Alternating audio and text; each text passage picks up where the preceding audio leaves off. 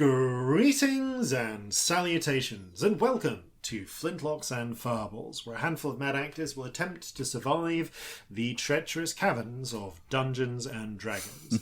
I am your host and Dungeon Master Jason Phelps, and I'm joined as ever by Robbie, Vampire's Kiss Bellekom, Sam, Vampire's Cuddle Burns, Blur, and Ellie, Vampire's Homoerotic Slumber Party Sparrow. I'm sorry, I Yeah, no, I'm gonna. Can I swap? Can I swap? yeah. win.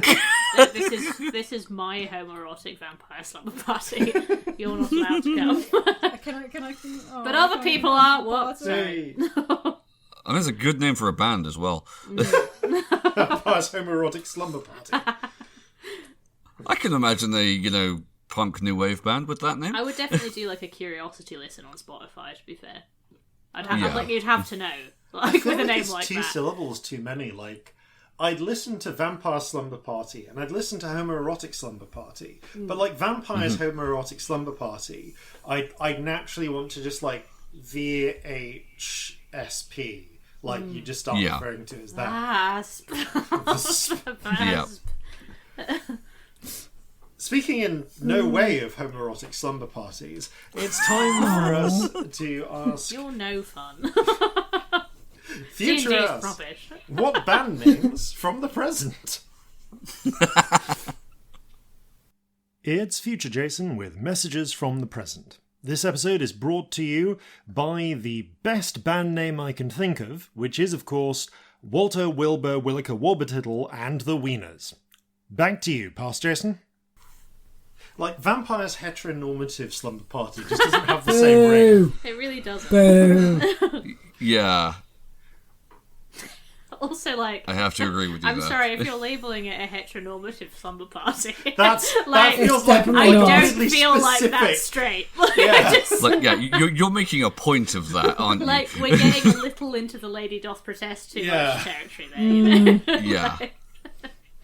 Come to my house for a heteronormative slumber party. It's just Girls only.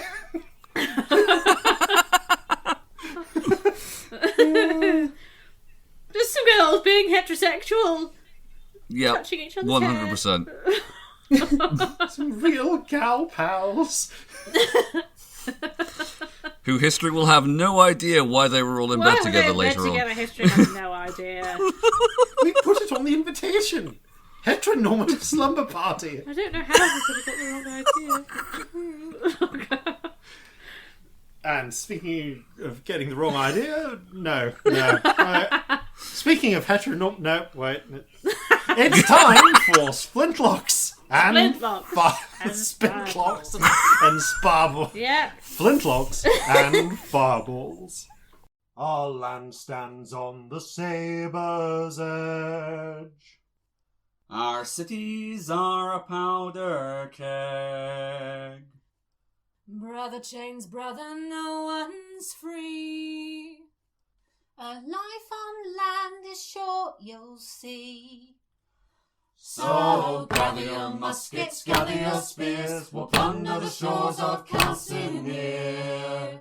No kraken, storm or spell we fear, so come and sail with us, my dear.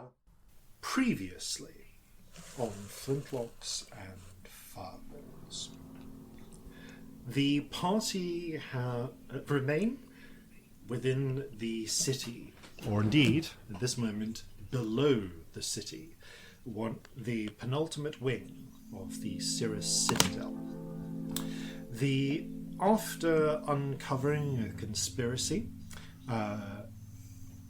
authored by the dwarven enchanter / vampire, as it turns out, Magnus Redfolder, and Celestia essentially blasting the higher functions out of his mind.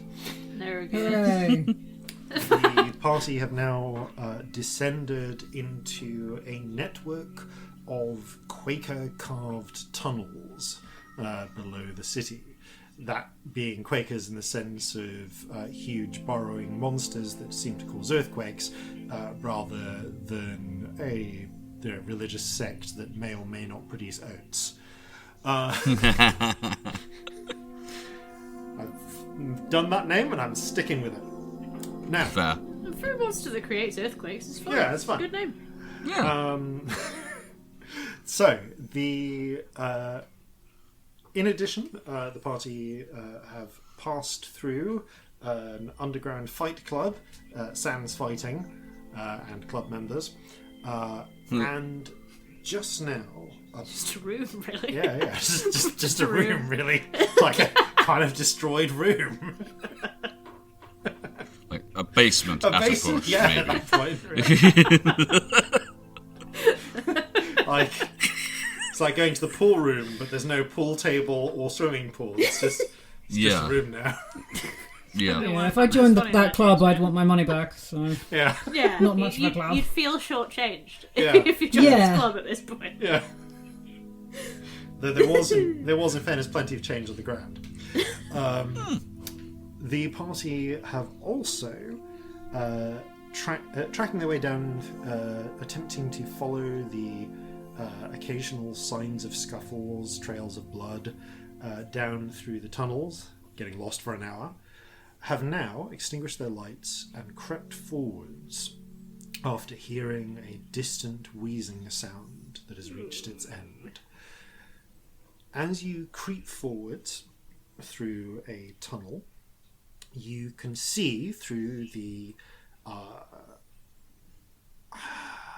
think Celestia will be the first to see because you've got the longest dark vision at 120 feet. Whereas I believe everyone else has 60-foot dark vision. Maybe Corzin might have longer because of the Oh, actually, no, vampires. it's... Yeah, no, I have 120 feet as well. Okay, so the pair of you see Of course, it probably are does able first, then its perception's to better. perceive this sooner and alert the rest of you to kind of like approach more quietly. You spot shapes in the wine in the sort of in the passageway ahead, and as you approach, you find a nexus where 4 tunnels meet. In the center of this point where the walls have crumbled a little bit, you see the huge 6-limbed form of what you believe to be a quaker, like a cross between a rhinoceros and a mole, regular mole, not star-nosed, with thick armor like plating upon it. You can't see that. You can't see it in fine detail because, as established, dark vision only does presence and absence. It doesn't do fine detail. It doesn't do color. However, you can see crawling upon it, attached to it like leeches, are 6 humanoid figures. One smaller than the others, you would guess. One a little larger. You would guess from what you can make out of their builds and shapes that they are probably one halfling, one orc, the remainder human. I'm going to say the cave itself, the little central chamber, is perhaps 30 feet in diameter, with the huge quaker in the center, kind of forming an obstacle. At the point at which you are close enough to make this much detail out, you have to be, I'm going to say, at least 60 feet from that central pile, down the passageway, which winds and twists a bit, but is mostly straight, so you are able to perceive what's going on.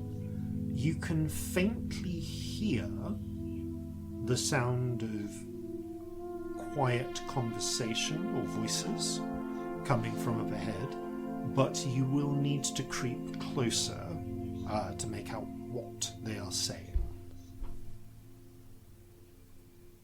right now, as a group, you are clustered about 60 feet away in the tunnels.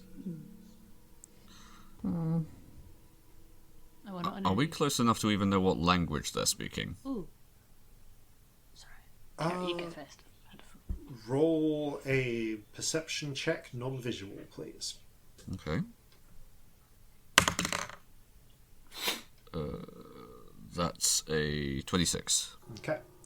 In a sense, it doesn't matter because while you're in the Sirius Citadel, you still have comprehend languages. As a of group course. you all. Yeah. However, you do make out one of them.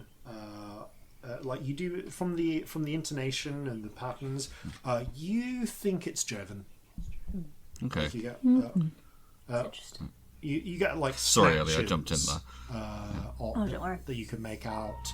One from going like, oh, I'm gonna be that. Right. I'm actually not close enough for what I was thinking anyway, so don't worry. I was thinking about listening to their thoughts, but I need to be 30 feet away, and I don't know how I feel about that. Yeah. Tricky.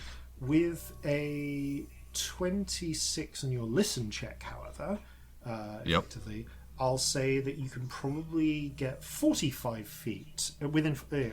If you creep 15 feet closer, you'll be close enough for Corzin to reliably hear what they're saying to each other, and then if you get within 30 feet, everyone will be able to pick it up.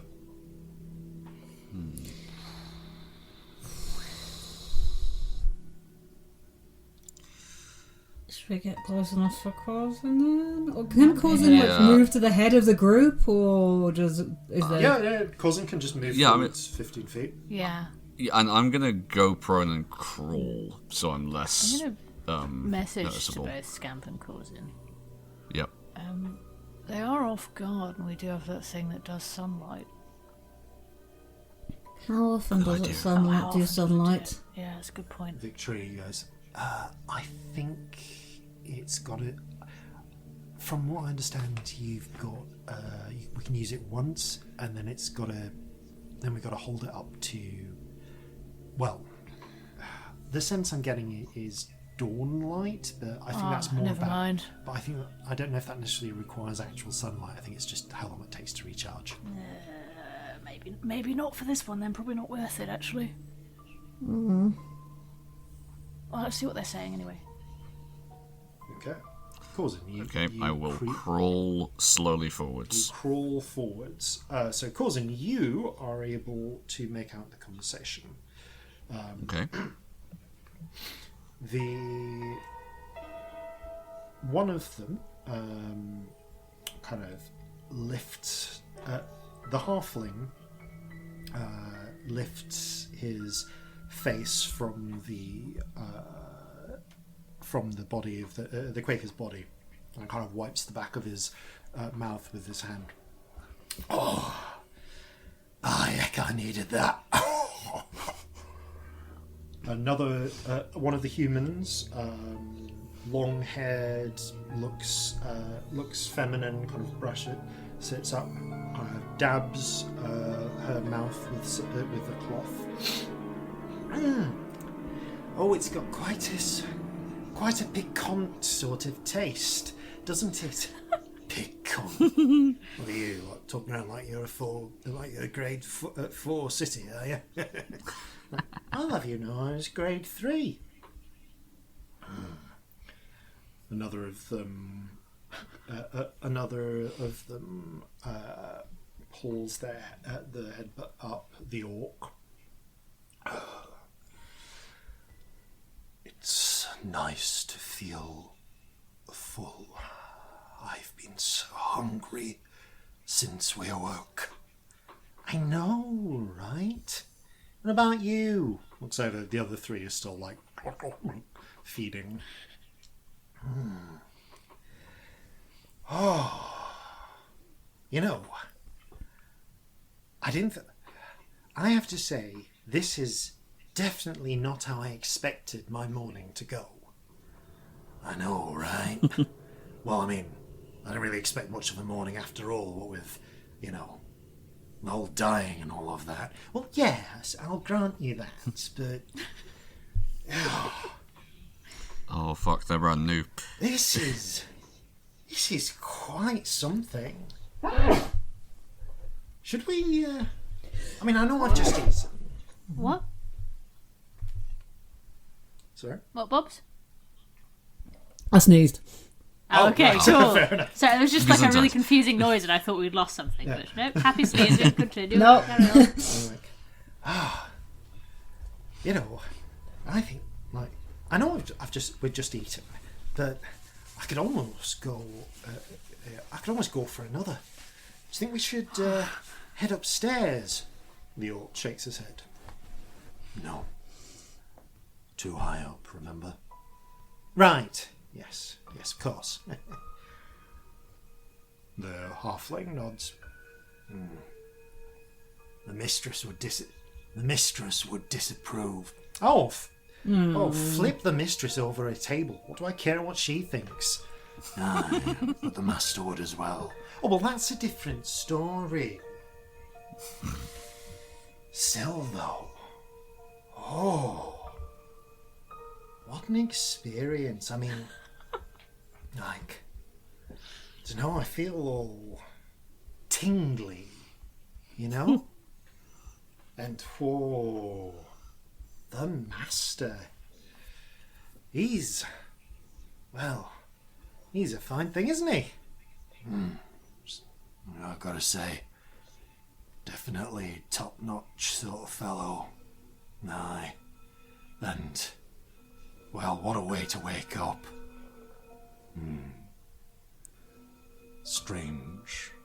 I can still feel his presence within me. It was intoxicating, overwhelming. And strange. I could almost. He's so different. Oh, did you ever meet him beforehand? You know, before it all. Before last night. I used to work for him. He was more eloquent. What happened? Well, you know what happened. Oh, I know. So terrible. I remember it too. It was very disjointed, the flash of images and everything, but those outsiders, they're definitely responsible for whatever happened to him. It's strange, he can barely. I feel like I know his will, but it's like the words are gone. Still, though, I kind of liked it. I didn't. But the master knows best. Of course, the master knows best. Oh, yes, absolutely. I'm going to anoint my weapons with ashwanda venom. Yeah. We in trouble. I'm also going to relay to the others, these are brand new. Like, that's probably their first meal. Yeah, how much of that conversation do you tell us about? I will relay it, not like obviously word for word, but that they're mentioning that there is a master, there is a mistress, there's, you know, they are all new, and they seem to respect the master and be perfectly willing to do whatever he says, but also are aware of what's happened to him. Well, we're fucked then, aren't we? We get it as a message back from Celestia. Get ready for a fight, I think. As I don't see another option. Take your positions. Corzin. Actually, Yep. yeah, no. First of all, I want to know what your positions are. So, So you are currently, Corzin. You are currently. The rest of you are 60 feet from the center of this cave, which is where the vampires are, and the big old Quaker. Corzin is 45 feet away. So fine. where you don't have perfect from like 60, 45 feet away, you don't have perfect line of sight. Like you could say like fire a fireball into the center and be reasonably assured that it would go off there. But for instance, from where you are now, someone could easily hop behind the Quaker and take total cover. So right now you have a very limited window. I know that I just have a question about like layout. So obviously we have a map. I Yeah. don't feel like that's terrible to say on it. We have a map that Ellie drew in 3 seconds a bit earlier. And on our map there are multiple entrances to this place. Do we have access to multiple entrances, or do we just have access to one? You currently have access to one. Cool. You could try and backtrack and make a survival check and see if you can find access to one of the other ones. Yeah, there is like nowhere in hell that but this character is creeping around in the dark trying to find the right tunnel. Absolutely not. If anyone else wants to, that's fine. Yeah, But this character would never. You will spend some time setting that up. But if one or more of you want to go and try to see if you can find like a way to flank them or come in from another entrance, you can do. That was the thought, but yeah, I wouldn't go off on my own. It's just really out of character.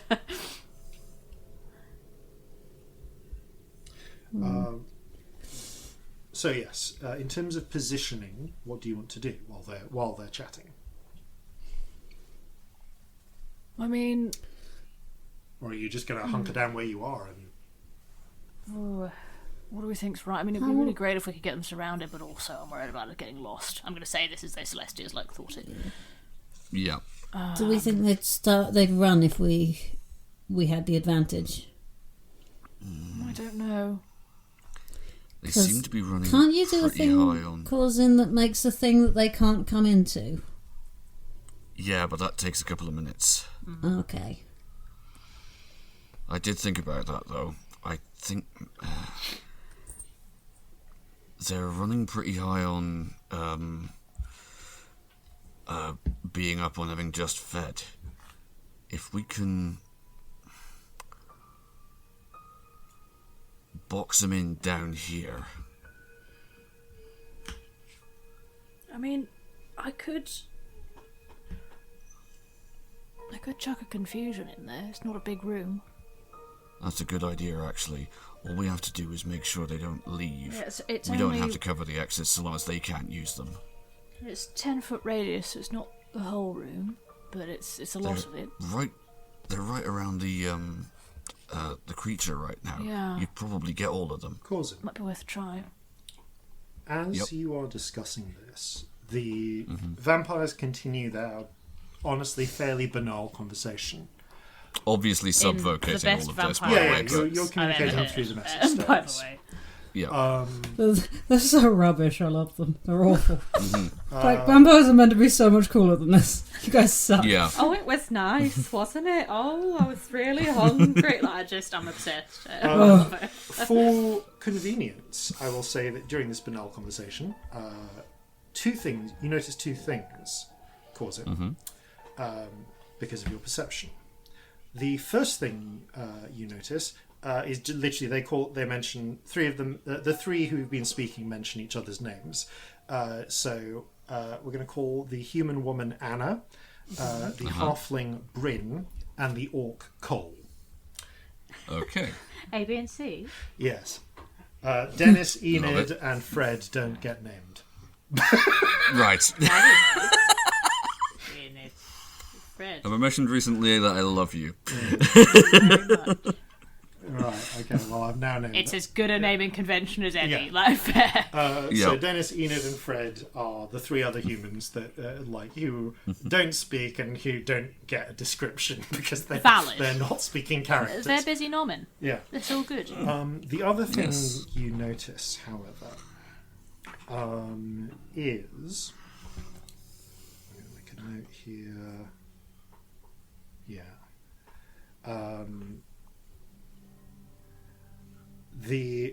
Is while they are continuing their conversation, you spot the halfling reach a hand out and surreptitiously, but not so surreptitiously it passes your passive perception, Corzin, tap Anna's arm and gesture subtly in your direction with one moment, count the number of and then hold up 6 fingers. Cool. Taps the orcs. I mean, as well. if Corzin tells us this, I will start doing things. But it's yeah. So this is what that's the point that you're active. That is the point if where you realise that's happened. so this is what this is the thing that Corzin you see Bryn doing, though neither Anna nor Cole obviously react and continue their inane chatter. All right, I will send I'll send a message to Celestia. Right, do it now. Cool. I breathe in. Breathe the rain of spirit becomes a gas. I breathe it out. I blow it into the room. Confusion. Centered on the thing that they're all feeding on, the Quaker. Okay, centered on the Quaker. Yeah. Here goes then. Celestia is particularly glowy and mad at the moment. Now- to add to the image. Celestia, you are the only one that gets a surprise round here because you Yes. were prepped and waiting. They are obviously now alerted to your presence, so immediately after this, we are going into initiative. So Excellent. confusion. It's wisdom saves from all of them, isn't it? Yes, wisdom save DC 18. 18. Yeah. Impressive. I will find all the shit for confusion if you want, That is good. because there's a whole D10 situation, isn't there? Yes, there is. Yep, I've got it at the back of my book. So if you need it, let me know. Alright, let's roll these one by one. I can even take a picture of this and send it to you if that would be helpful. Okay, so I'm going to make a note of this.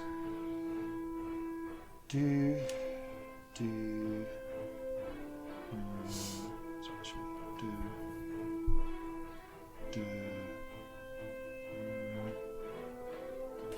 I like the music, by the way. Thank you. We are going from Sirenscape's Castle Ravenloft list today. It's very fun. Lovely. I thought it was new. I didn't recognise it. Yeah. Okay. So, all right. So the confusion rules. It's D10. It's basically start of their turn D10 to choose a random action if they're confused, isn't it? Excellent. Yes. And I can tell you which it is if you want, or That's you all can. right. I've got it open here. Cool. In which case, can I please ask everyone to roll initiative as you gesture forwards, the rainbow spirit flashes into the centre, and a brief flicker of confusing and bewildering rainbow light begins ensnaring them. Okay, cool. Let us know when you want initiative numbers. Okay, can I have your initiatives, please? So, Celestia. 15. No, sorry, 16. Okay, 16 for Celestia. Corzin? 23. Woohoo! 23 for Corzin and Scamp. 13. Shanty is functionally a non-combatant. That will Valid. be holding her back. Fair. Alright, that means Corzin, you are up first. So, you see there's the brief flash of light as the confusion takes effect, and you start 45 feet from the cluster of vampires around the Quaker. Okay, well, if I'm able to use my, half my movement to get up, I'll go 15 feet further towards them so that we should be at 30 feet now. So now Corzin is like 30 feet away, so you're like 15 feet from the edge of the cavern. Okay. from here, would I be able to catch like 3 of them? Like maybe the 3 that are on the far side from the entrance, still nomming on the Quaker in my blunderbuss round. Yeah. Ooh. Your blunderbuss from the top of my. So blunderbuss is a weird one. From memory, you get it's a 15-foot cone. If you're doing multi attack, it's meant to be. Yeah, actually, that's really true. close. No, okay, So I don't have the range to hit multiple have, ones of them. You do have the Alright. range to like slug shot blunderbuss someone, but I think that the trade-off there is that you can only make 1 attack in the round. Yeah, you know what I'm going to do? Actually, I'll just use my pepper box pistol. I'll put Slayer's Prey on the closest one to me, and go after that one for the multi attack. And the pepper box has that ring you got on it from the Artemisia's ring, which makes its attacks count as magical. And gives you a Yes. plus. Yay! Thank you. Yay. Good to know. All right. In which case, then, if you're going for the 3 that haven't spoken, you have your choice between Anna, Bryn, Cole, Dennis. What did I call it? If I can. You've got Anna, Bryn, Enid. Cole, Dennis, Enid and Fred. and Yeah. Fred. Yeah, Yes. Enid. which is suitably like run-of-the-mill names They are. Yeah. for vampires within this town. Yeah, they are broadly all within 30 feet of you. Brilliant. Okay, I will start with Bryn. Okay. Roll attack on Okay. Bryn, please. That's the one the Slayer's Prey is going on as well. Okay. Okay, the first one is Dirty 20. That hits. Okay, Damage. 4. 10 damage and a further 2, so that's 12 total. Okay. With a resounding bang and a flash Click. of light that briefly illuminate, like just for a fraction of a second, illuminates Bryn's dusky skin and amber eyes. You also catch sight of Anna's pale skin, blonde hair, and Cole's grey skin and short blonde hair. Okay. You shoot Bryn dead in the chest. He stumbles back and then cricks his neck to the side. No, you're supposed to fall down and not get up. Bang! Again. Okay, second shot against Bryn. Oh, by the way, so you are in this moment unloading these one after another. Yeah. So but I will say, to give you a moment to choose what's happening, to choose where you direct your next shot. As Bryn gets shot in the chest, you feel a sudden sharp pain in your chest and take 6 points of psychic damage. Okay. Did the confusion just die? No, confusion is still up. Okay, it's just not done anything yet.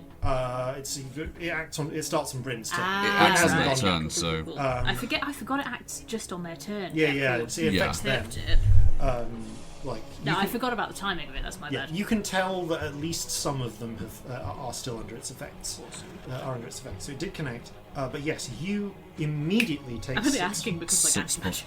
6 points of psychic damage, and you feel, and this pain is familiar to you, but much more Okay. pronounced. Corzin, it's the same pain you got when you lied in the passport office, but much sharper.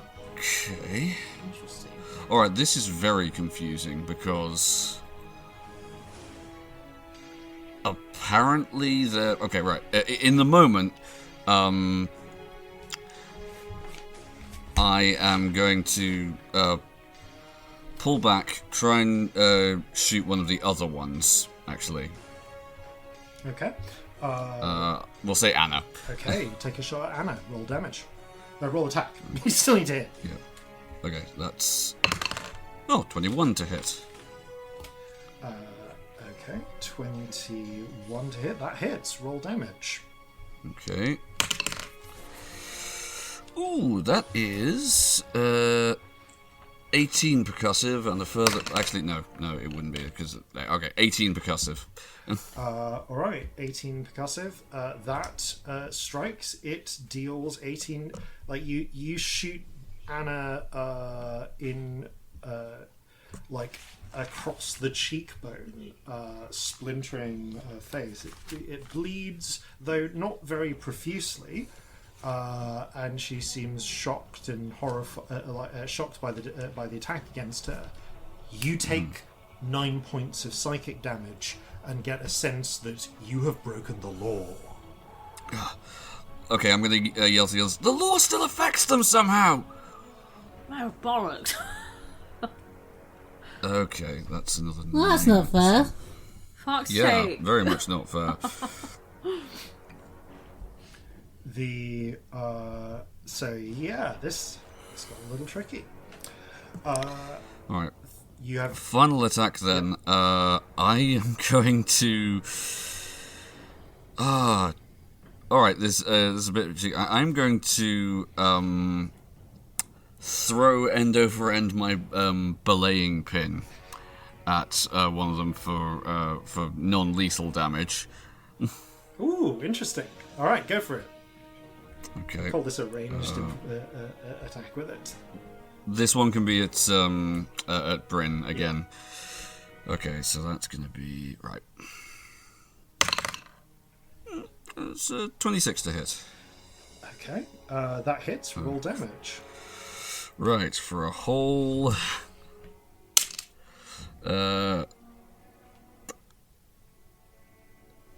Okay, 9 bludgeoning and a further 1 for the Slayer's Prey. Okay, so you deal 10 points of damage. 10 points of subdual damage to Bryn.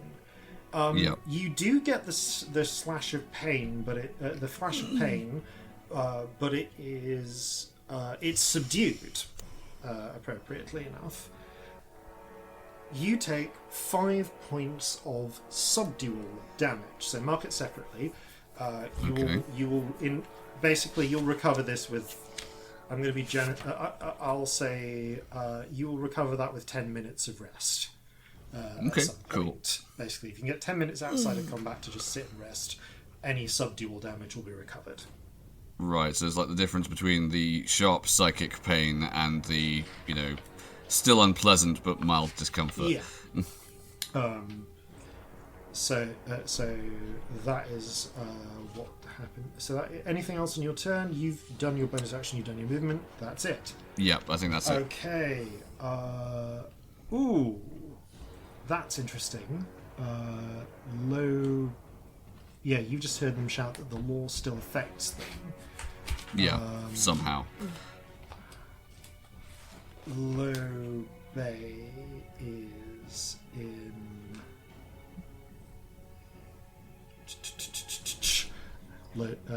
Okay, Low Bay thinks for a moment. Low Bay knows the law well, and is also a moment where I am going to just quickly check the rule of the law here. Because this is it is important to have the specifics.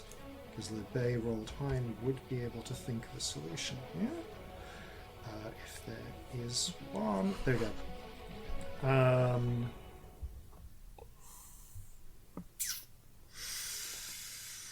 Alright, Low Bay is going to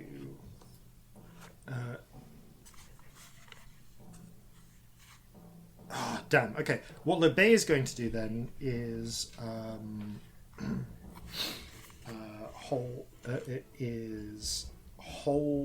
move forwards 30 feet next to Corzin, or close to Corzin.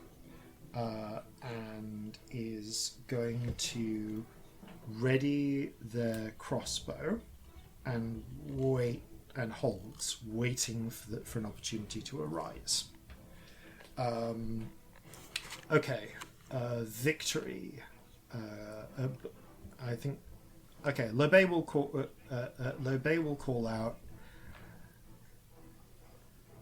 Raises the crossbow and says, Should my friend be in mortal danger, I will act to defend them. Victory. Interesting. Actually, I'm going to say no. Celestia, you got slightly better than Victory. Right.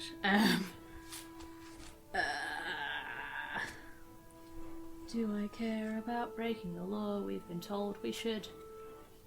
Because people will come looking for us if there's a bunch of law breaking. That was said, wasn't it? Yes. Okay. Yeah. Apparently the magistrates can sense the law being broken. At least the obvious breakings of the law.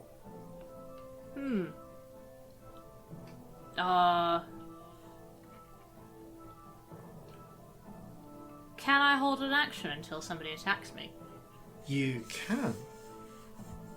I want to wander into the middle of the room, like into sight, not into the middle of the room, but like into obvious sight. Can I get into obvious sight? Actually, where's Corzin? Sorry. Corzin is you can join Corzin kind of 30 feet away from the cluster, or you could use your movement to dash. Oh wait, no. I got boots. You got boots. I think you can. Oh, it's just whether I can get past Corzin that I'm checking. I don't want to take the piss with Corzin's your not stopping tunnels. you from passing. Okay, cool. Absolutely it's just not. whether or not how close you get to Corzin. I'd just like to get outside of a tunnel, basically. Right. I don't want to get all the way into the middle, but I'd like to be visible. Got it. With a bonus action, if you spend your bonus action to double your and a charge, double your walking speed for a minute, you'll be able to get. You can actually get all the way to the centre of the room. I'm not going to go all the way into the middle. I'm going to be, just outside the mouth of the tunnel that we're all near. Cool. So that I can fucking all right, hide if I Celestia, need to. you. And what I'm going to do is I'm just going to look at them and say, "Your master's pretty dumb now, isn't he?" Roll. I'm going to say intimidation, but to goad. Cool. We'll take that as intimidation. 27. Okay, 27. That's gonna Yeah, be 27. God damn. Ooh, all right. And then I would like to hold an action until one of them attacks me, basically. Okay, so Celestia is goading. And I have an action I'm holding Yeah. specifically if you want to know what it is, but That's all right. Yeah. Okay. Victory can only get as close as Corzin, but we'll also kind of run up and go. We'll get kind of squeezing in behind Corzin with Lobay. Gets up and goes. Yeah, I too am preparing to act in self-defense. And holds an action in this bizarre sort of Mexican standoff of breaches of law. And that brings us to Scamp. What's your dexterity? 2. Ooh, okay. In which case, oh no, you got 13, didn't you? Right. 13, okay. No, yeah. Scamp, you are first. You all rolled higher than the vampires. And what were the rules about animals in this place? ooh. So Jeffrey doesn't count for the law. Yeah, it appears that animals. So you remember, because this came up with Jeffrey, that pets are the responsibility of their owners. However, you get the feeling that it's you get the feeling that animals aren't really bound by the law, so you essentially don't know whether the law is going to affect an animal or not, in that sort of automatic, direct way.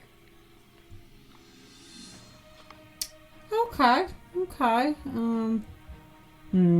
How big do you think I could get in this space without being a problem in terms of size class?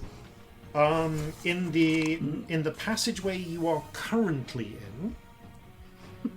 At least comparable to the Quaker, though, right? Comparable to the Quaker, which...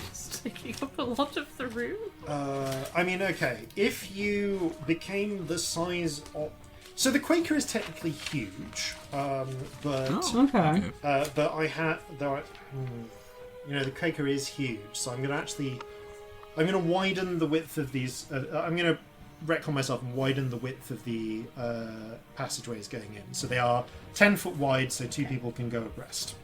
That is literally because, like, Quakers are canonically huge, therefore they must be wide enough to fit through. Right. So the widest you could become is huge, but you would literally obscure the entire passageway. No one except Corzin, using halfling, like, dodge between your limbs, would be able to get through, and honestly it'd be a bit tight even there, because like Quakers kind of like almost plug up the holes that they make. Okay. And in the centre, where is there more? There's more space around where the dead Quaker is. The Quaker is. So if I went into the centre, I could be huge.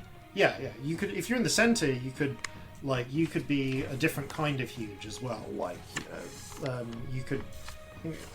Do we still have colossal, or does it just go straight into gargantuan from huge now? Gargantuan from huge, Yeah, basically, I'm not seeing anything in between. Yeah, basically, so you could I love this train of thought. You could get to gargantuan, but then it would be real tight. Basically, I'm going to say that honestly, T-Rex, like, okay, so for context, Quaker huge is the bottom end of the huge category. Yeah. T-Rex huge is the top end of the huge category. But let's say giant ape. Giant ape.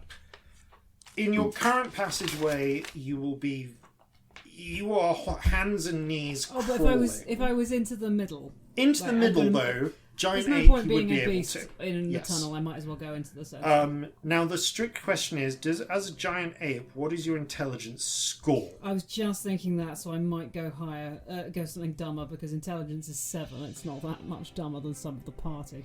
No offense, party. Yeah, I think mine's like 10. So there like, is a defined 12. line for bestial Yeah. level intelligence in D&D. What about mammoth? How mammoth too big? Let me just check how smart a mammoth Such a is. stupid line of questioning. I salute you. Oh, the mammoth ain't smart. Mammoth is dumb. That's Isn't- a 3, so that's. Isn't 5 Is it intelligence lower- the threshold for... Is it basically the equivalent of you couldn't use an awaken spell on it because it's already too smart? Is when it gets too smart. Yeah, what's I think the limit so. for awaken? It's either a 4 or 5. I'll just have to check. Okay, I'm going to check that myself because I think we'll use that as a rule.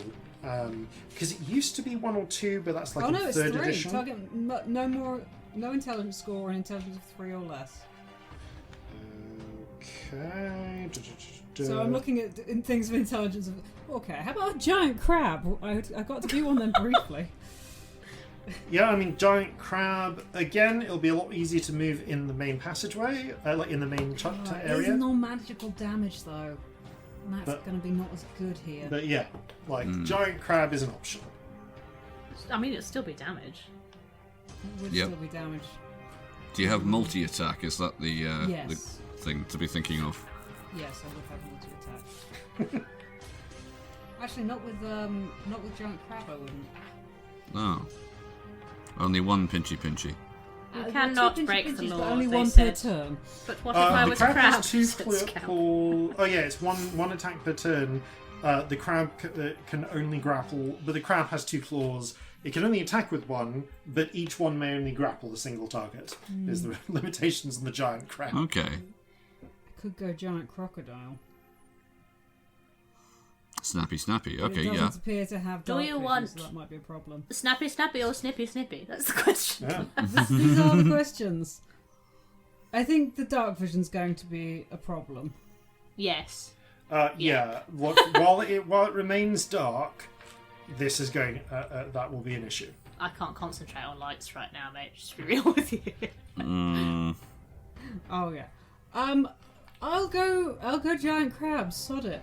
I'll run into the middle and just become a crab with an intelligence of 1. Okay. I Again, can't be held responsible for my actions. I'm a crab. again, you started 60 feet away, so I'm going to say that I will generously say that you can just about get in front of Corzin, still in the passageway, and turn into a giant crab with your movement. Wasn't it? Yeah, this doesn't give me enough speed to get to them though. Brr. Do I dash?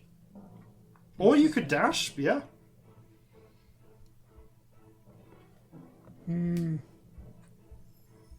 I will dash and quicken it, so that I can get into the middle.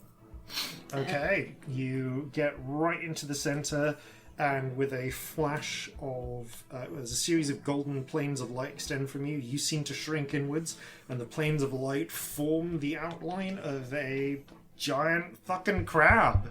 You're actually... Cannot be held responsible for its actions.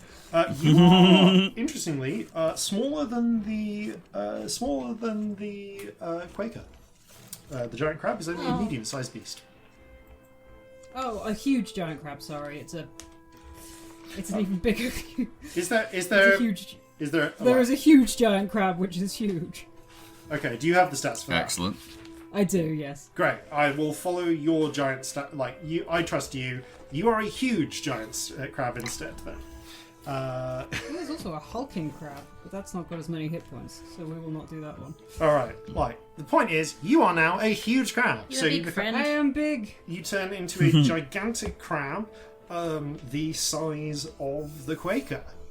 Thereabouts, and okay, you are now a massive crab.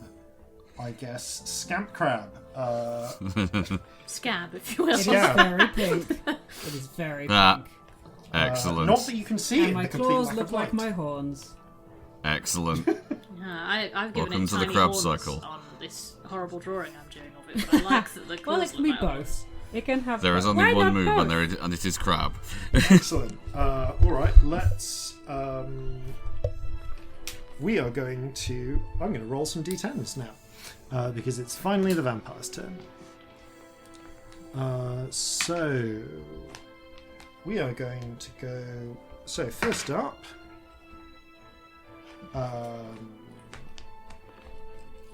Anna turns and begins to furiously furiously and savagely attack the Quaker. Yeah, she just seems she screams, "How dare you insult the master!" Ah! And starts savaging the crab, apparently believing that it is Celestia. Confusion. Confusion. Oh no, it looks like one of my friends is being attacked. I'll have to defend them. Look into the air as though expecting someone to hear. The next confused character. The next confused character, Bryn, shakes his head, bewildered and confused for a moment, but narrows his eyes. He seems you can feel him forcibly trying to keep it together through will alone. So he turns. He is going to look at Corzin, grin, and say, "Sorry, little bit too high up. I get to act in self-defense." And is going to spring off the crab, bounces on Scamp's shell, and leaps off it. Scamp, you can make an opportunity attack if you want. Ooh, snippy, snippy. Ooh. Go on, pinch his bum. Sure, let's try it. Because now I was going to hold on to my reaction in case I need it for other things, but no, you said that, so I'm going to do It's that. really funny, and now you have to. Yeah. Yeah, this is your fault, and it may or may not. Yeah, I'm leading you astray. I'm not even going to try and hide that. Right, where are my stats? That's like an 11 to hit. That does not hit. I rolled bad. Your claws snip futilely in the air after Bryn. Which is a shame because Snip it would have bomb been adjacent air. It would have been grappled. As he flings himself up and scrambles along the ceiling. Scrambles up, bounces off Scamp, hits the top of the ceiling, and then scrambles across it upside down, crawling like a creature. Before launching himself at Corzin with his last moment, a sort of springing attack. So 2 attacks against Corzin. Okay, the first one doesn't hit. The second one, though, you see he flings at you. You manage to you bring up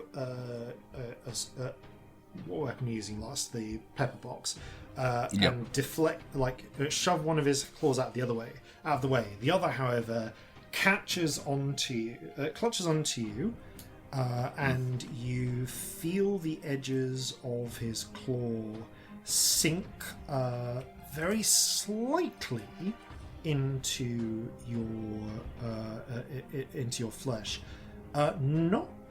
However, it doesn't do not deeply enough to do any damage. Instead, he just hooks into you and holds himself close. Okay. You are now grappled, Right. by Bryn. Which brings us to Cole. Cole is going to... What does Cole have? Okay. Cole slips behind the...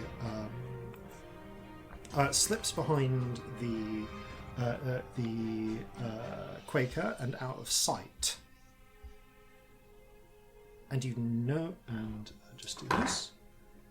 And appears to be hiding there, as far as you can tell. He is gone from all of your sight at the moment. Right. Are we able to tell which ones are confused and which aren't? You can see that Bryn kind of struggled to keep his focus, lunching towards you. Anna is obviously attacking a Quaker in a nonsensical sense. Cole didn't seem to have any issue, but you do see him murmur.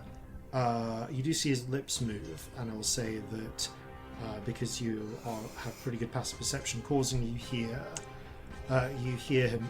You think you make him whispering, "Oh dear, time to act in self-defense. Time to act in defense of my friend." And before he drops off the back of the Quaker and vanishes out of sight. Okay, that makes it Dennis's go.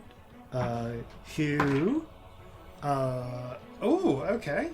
Hugh screams and starts clawing at things in the air around him. He clearly believing some sort of attack is happening that the rest of you cannot perceive. So Dennis appears to be confused, and remains confused. Yay! So we can stretch that for Bryn. Cool. Enid and Fred, however, are going to be much more straightforward about this. They are not currently Okay, so what they're doing...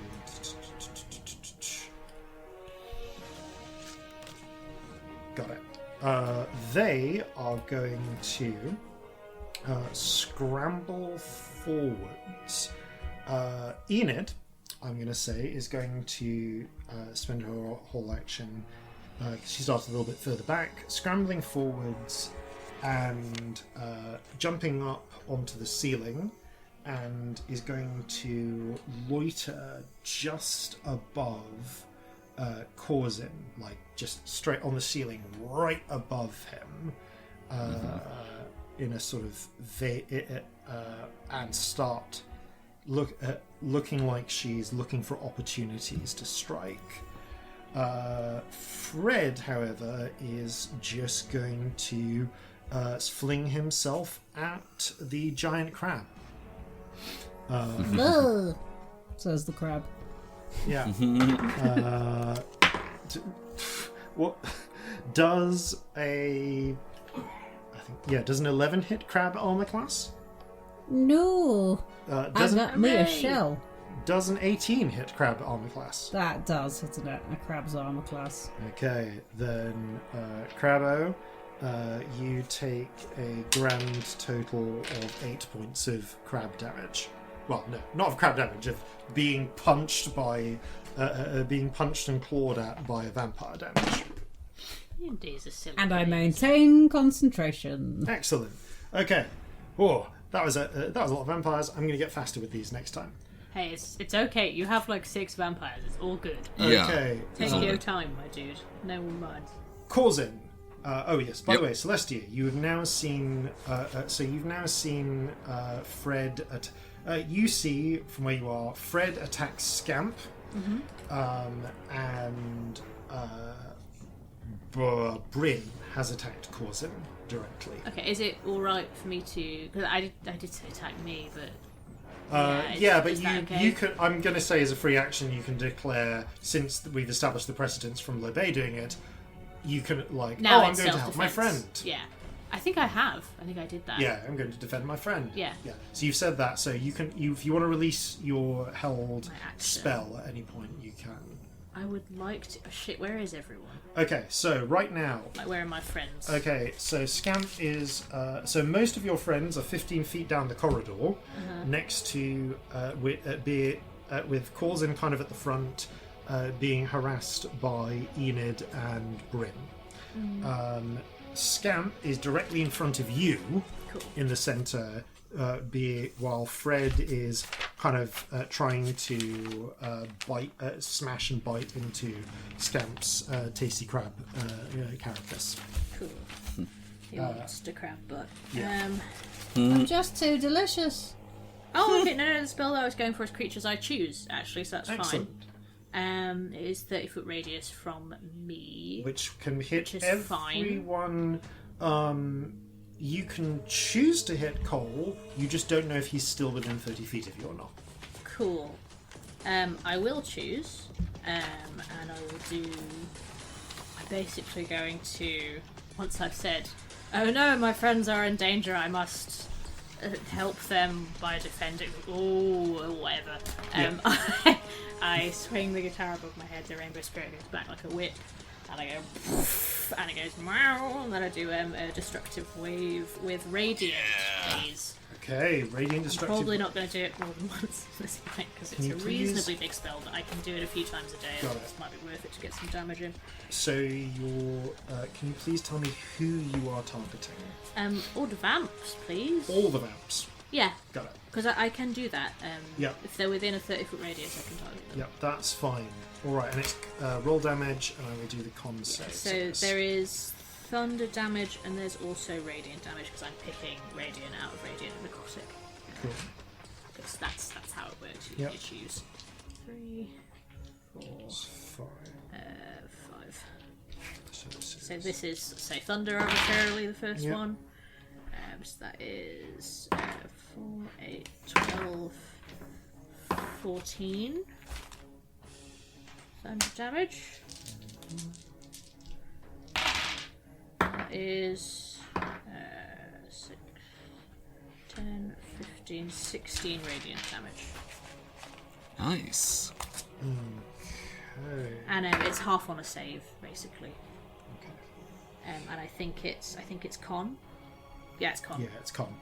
All right, so 30 total, and half Yeah. the save. All right, so marking this for a moment. Let me just take a moment to just do some quick maths. How many of them are going to be protected because they didn't attack yet? I've done it now, haven't I? Yes, you have. Yeah. So the good news is you do hit a lot of them. You hit all, That you is hit very good news. any of them that are still within 30 Oh feet. yeah, lol, I done fucked up, didn't I? Oh, well. So that's 30 to that, 30 to Yeah, I did not consider this. Never mind. We do dumb things. So, and to you. Okay.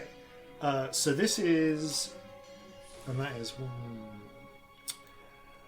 So, ignoring you. 1, 2, 3, 4. 4 times 3... Where's my hit point? 4 times 3 is 12, so 120 total damage to characters that have not yet attacked the party or you. Eep. Bye. Halved to 60. Are you resistant to psychic damage? No. You take 60 points of psychic Shit. damage as the law hits Okay, you now we know exactly with how bad a- that is. Cool. with the banhammer. I figured it was counting groups, to be honest. I didn't think. Never mind. But it does. You just think of them all as a group and Yep. you fuck up. But, you know. Fucking up's however, fun, isn't it? you have definitely dealt in excess of 120 damage. Which is great, and I will take In a it single happily. blast. So as you smash, Feels good, doesn't it? as you kind of do the guitar smash, arcs of rainbow lightning streak out in every direction. Oh, actually, one moment. I just need to check. On this, does it take? No, it takes full damage from this. That was an important thing to check. Cool. You all take. So that strikes the lot of you. So that strikes. It arcs through. You see it pierce through multiple of them. Fred is the only one who manages to press himself close enough to Scamp's shell to avoid a direct hit, but it's still, the light still burns through his flesh, turning it to dust where it strikes. Totally counted them as a group. This was dumb. Never mind. The rest, however, you see it pass through limbs, through chests. In one case, it's through in Bryn's case, halfway through his face. So that only fragment, and everywhere it strikes, huge swathes of them are just turned to piles of dust. It's not enough to drop any of them, but Bryn, in addition to the damage that is already taken from Corzin, is like half his skull is gone. You don't know how this weird, like, dusty half vampire is still up and focusing. I'm gonna wipe my nose. And like, the other thing that happens is, blood just like sprays out of your nostrils and ears, worth it. and you're just like weeping blood. It actually feels, the pain actually feels like you're being struck in multiple places, in manners that match the places your lightning strikes hit. Speaking of which. We are. Some other people have been holding actions as well, who are going to release them. I hate to say it, but concentration check. Oh I shit! think Yeah. Like, a natural 20 would do it, but nothing else. I forgot. Is that Thank right? you. Or is it No. 20 Yeah, still because fail? you need to roll a No, 30. that is important. Yeah. Like, totally. I mean, you can't help me. That's a 3. Goodbye, confusion. That's If the you rolled a dumbest move 19, I've done I in couldn't D&D help in you. ages. Never mind, eh? I mean, you've hey, at least you've still all got your magic. Yeah. True. All right, Celestia, you I did also do a lot of damage. Oh, you did a fuck ton You of damage. did do so much damage. So, Yeah. holding action at the moment are Lobe and Victory. I'm just going to roll odds and evens, see which of them acts first. Okay, Lobe is going to act first, and acting in self-defense in defense of Corzin, releases her attacks with a crossbow against Bryn.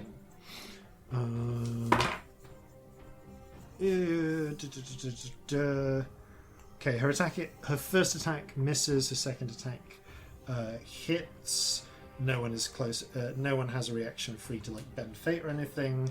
So I'm just going to roll this, and that is. Ooh, okay. It's non-magical.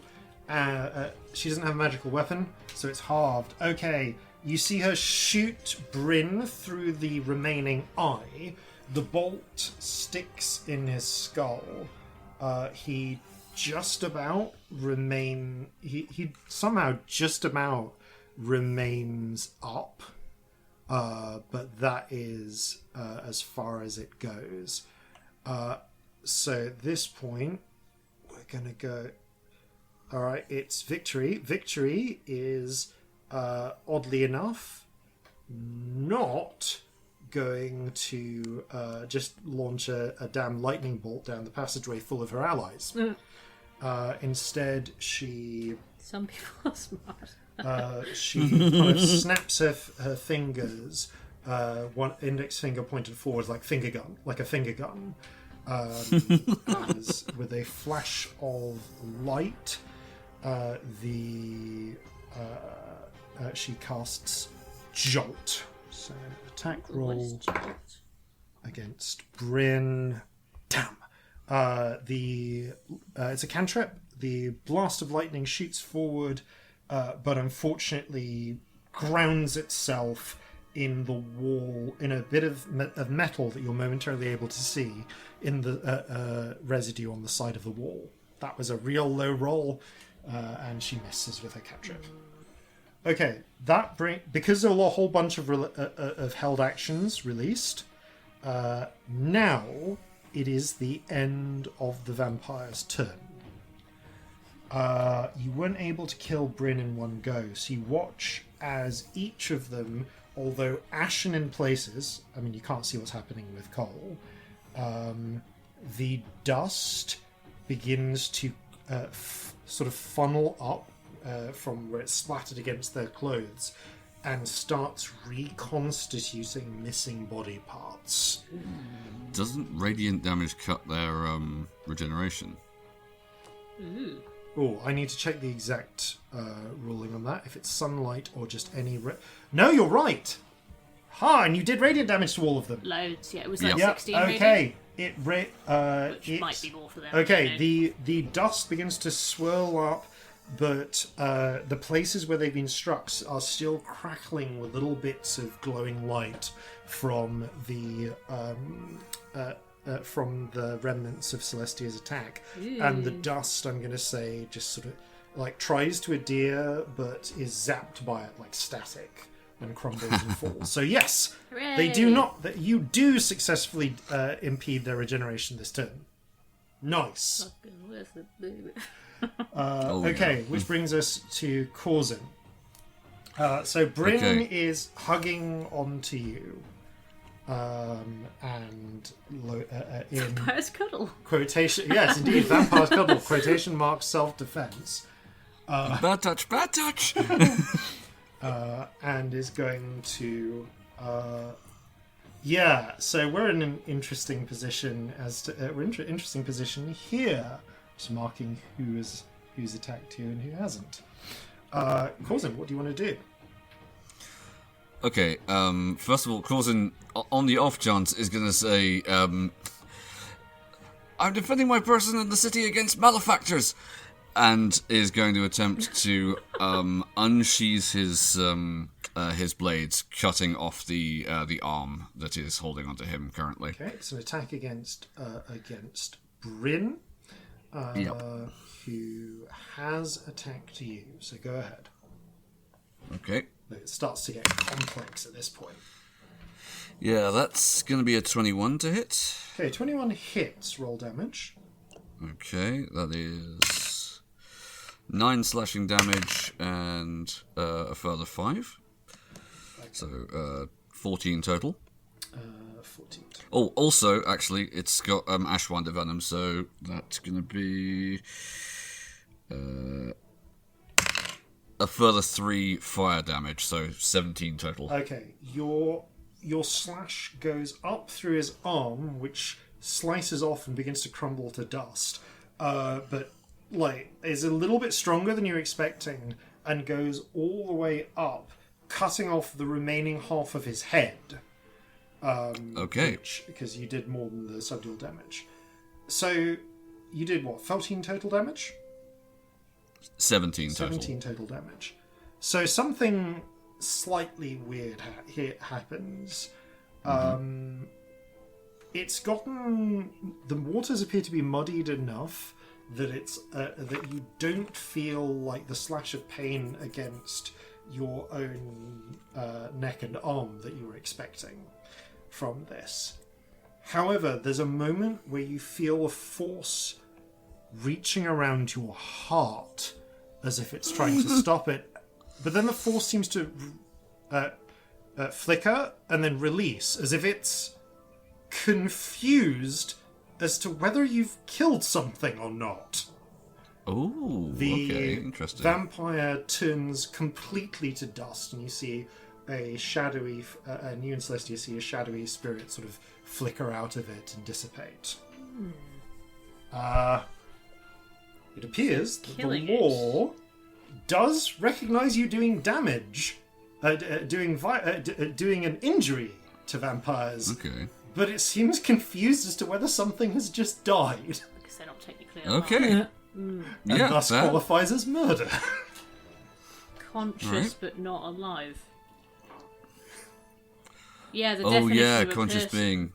was a conscious being who can think. But the definition of death wouldn't necessarily apply to them. The definition of murder is Yeah. killing a conscious That's entity that interesting. can think. That's fun. Alright. So Bryn is no more. We love the Last technical Right, I'm going to move my Slayer's Prey to Anna.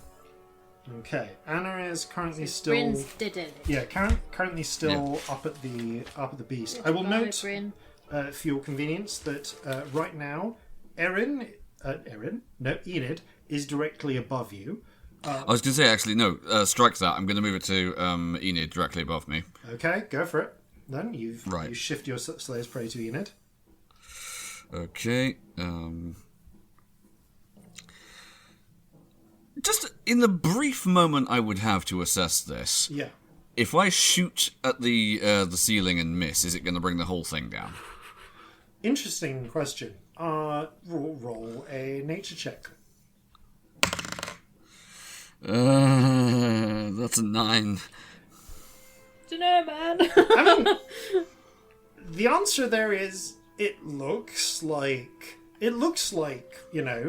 fairly solid, albeit tunneled through stone. But you don't know. You've never worked in a mine. I'll probably be fine. Right, okay, I'm shooting at Enid. Hasn't collapsed thus far. Your nature check said fuck around and find out, didn't it? Really? Yeah. And now I am finding out. Right, okay, that's gonna be... that's gonna be a 23 to hit. Okay, that hits. I'm shooting with my pistol. Yep, you fire a shot at Enid. Right, that's gonna be...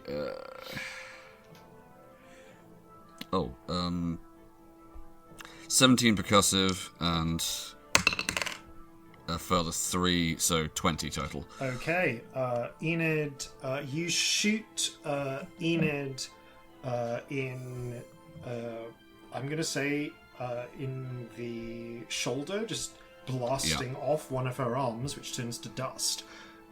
She's already missing part of a leg and some of her hip from the lightning attack. So she's going to be struggling to hold on right now. Yeah, were it not for the fact that she can, attach herself like a damn gecko to the ceiling.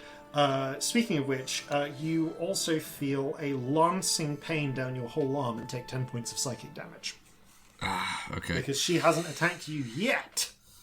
Fine. Just mark that off.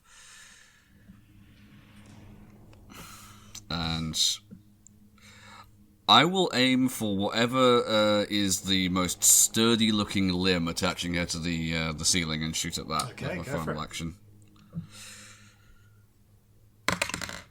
Okay, that's a 29. I'm guessing that hits. Yeah, roll damage. Okay. Glad that hits. Can you imagine? Yeah. It's comforting that hits. We would really be in trouble if it didn't. Okay, that's 9. It's not like you're fighting the Kraken. 16 percussive damage plus a further 6. That's 22 total. Okay. Yeah, this time you shoot for... I'm going to say she's got one leg damage, one holding up by one, holding by another. You shoot her in the other leg, and blasting it away. Its part of the pelvis crumbles into dust. You do take... how much damage was that total? You did 22? 22. You take 11 points of psychic damage, but it's enough to dislodge her. She falls to the ground head first, and as she impacts it, just explodes into a pillar of dust that slowly settles on the ground. Again, as well as the lancing pain in your other leg, you also have that moment where you feel your heart stop for a second and then continue beating.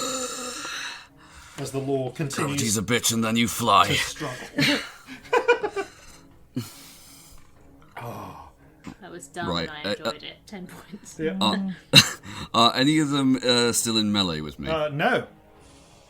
Okay, I'm going to try and get a bit of distance. In fact, I'm going to move a little bit further around the body of the Quaker and see if I can find coal. You get up to the body of the Quaker. Searching for coal underground. Right. Do you still have a bonus action?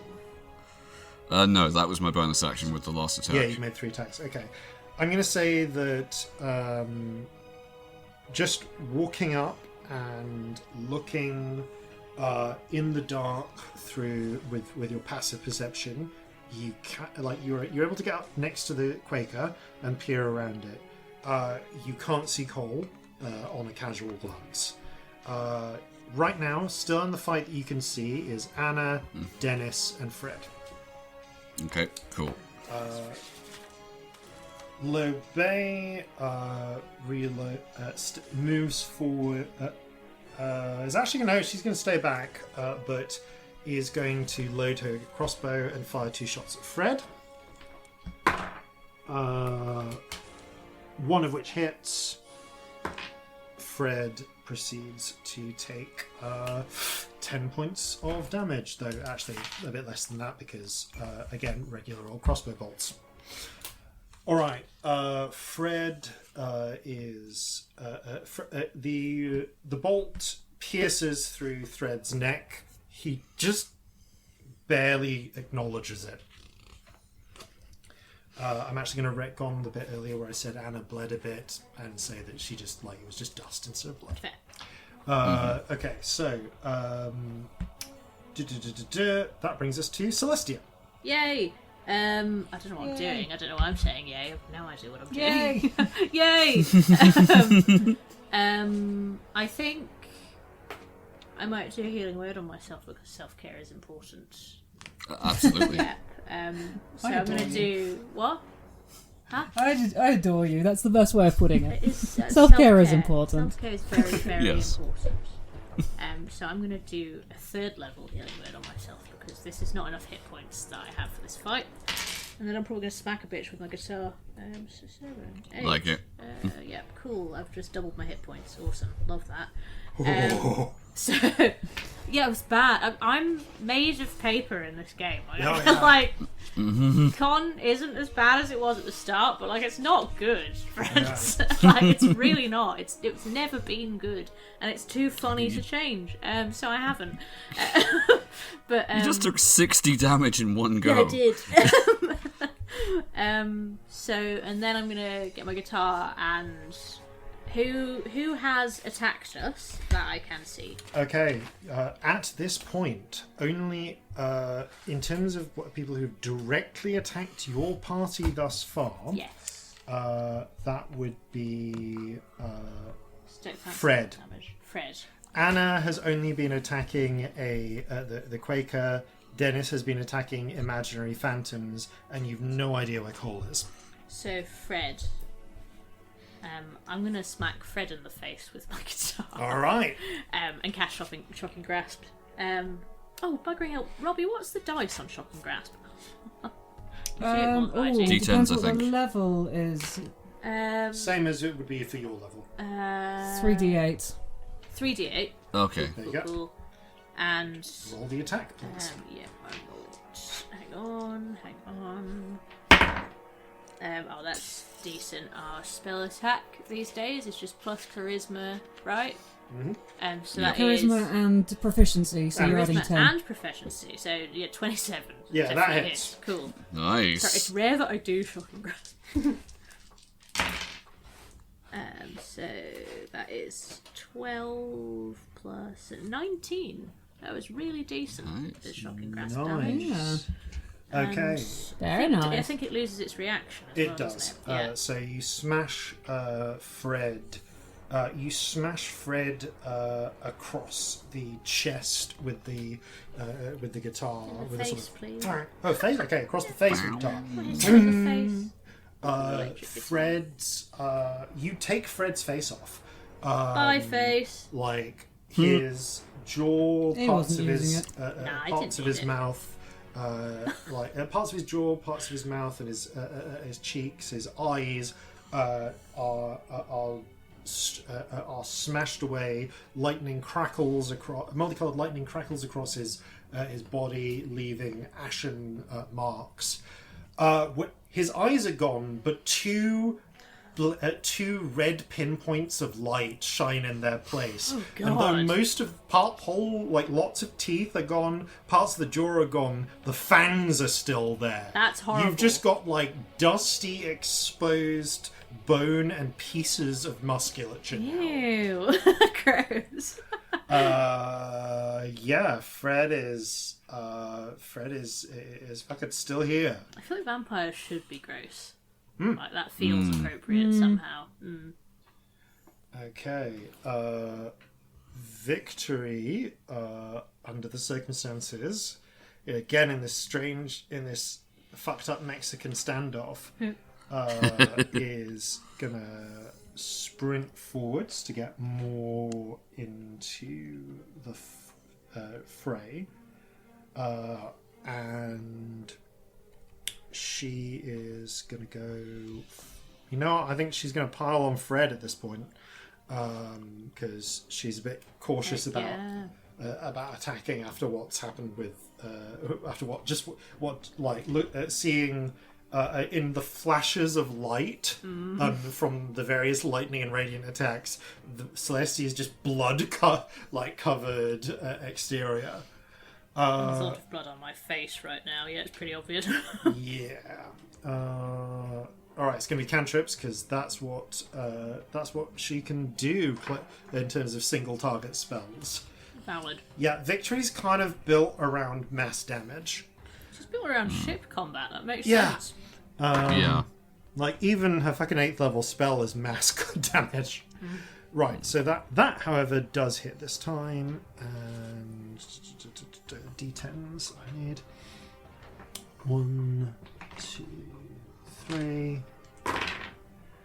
Okay, and that is a fair bit. 23 damage to Fred.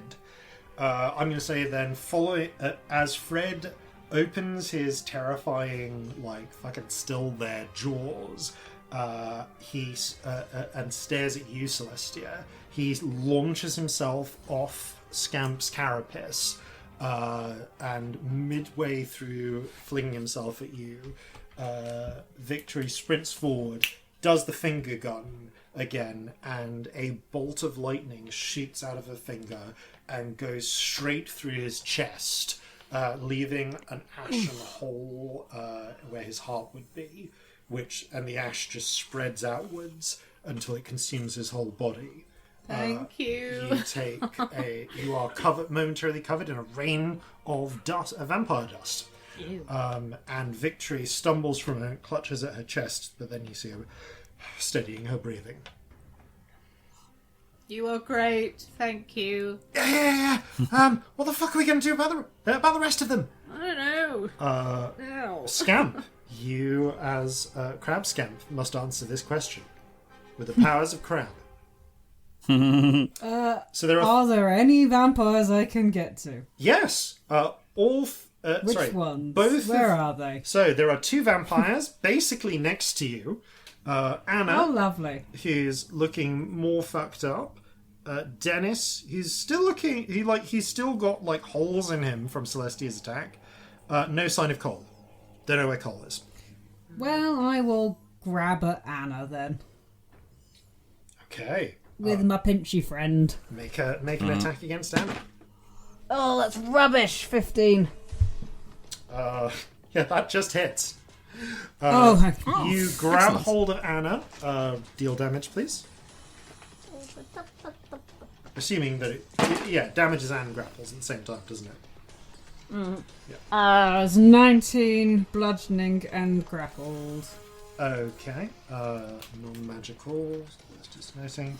Alright, so you grab hold of Anna, and it's weird. You feel like the faintest ghost of pain, as if something wants to judge you, but like, no, you are too dumb in this form. I'm protected by stupidity. For anything more than animal instinct. It's like a faint twinge, but it just can't.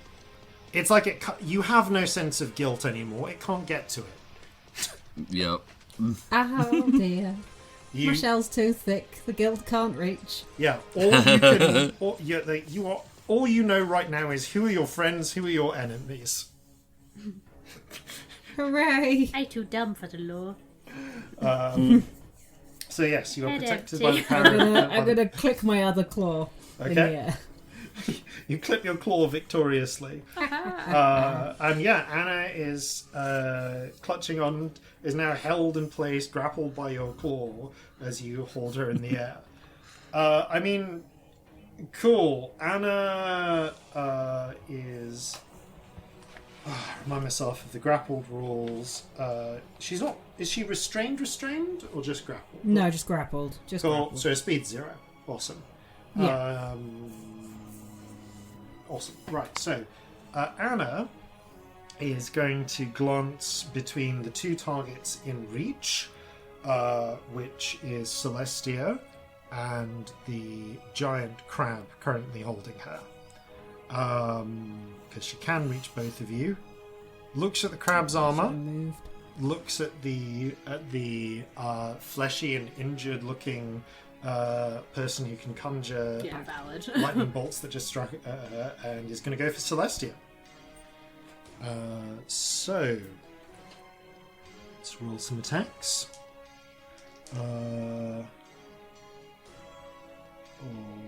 Is she going to use that? Or would she use this? No, she's desperate. She's going to go with this under the circumstances.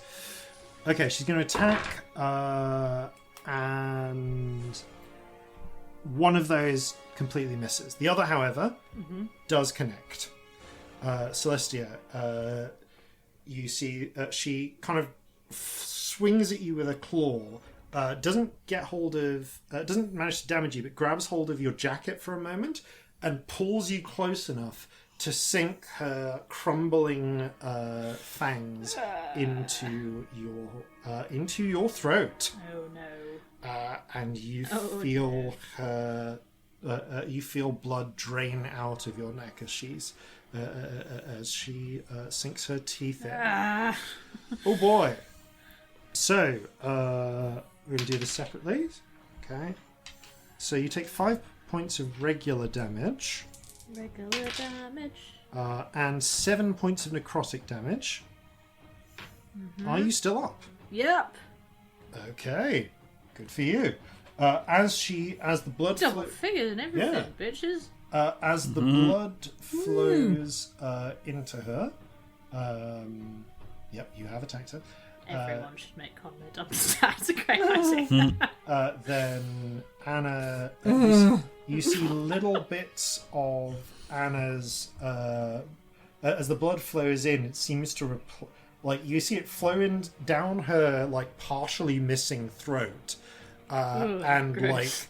it transmutes in place, forming fresh flesh that replaces the missing skin and bone.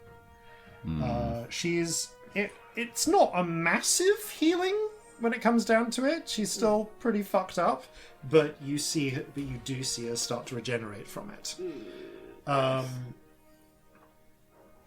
Dennis, under the circumstances, sees what Anna's doing and is going to follow suit and try to do you in. So he I mean, it might work. clambers To be over. real with you. Yeah, he springs over the Quaker body and launches himself at Celestia. Gonna make a couple of attacks against Celestia. This doesn't take him out of Scamp's range because Scamp's range is huge now, so it doesn't provoke an attack. From you, does from Corzin though. Okay.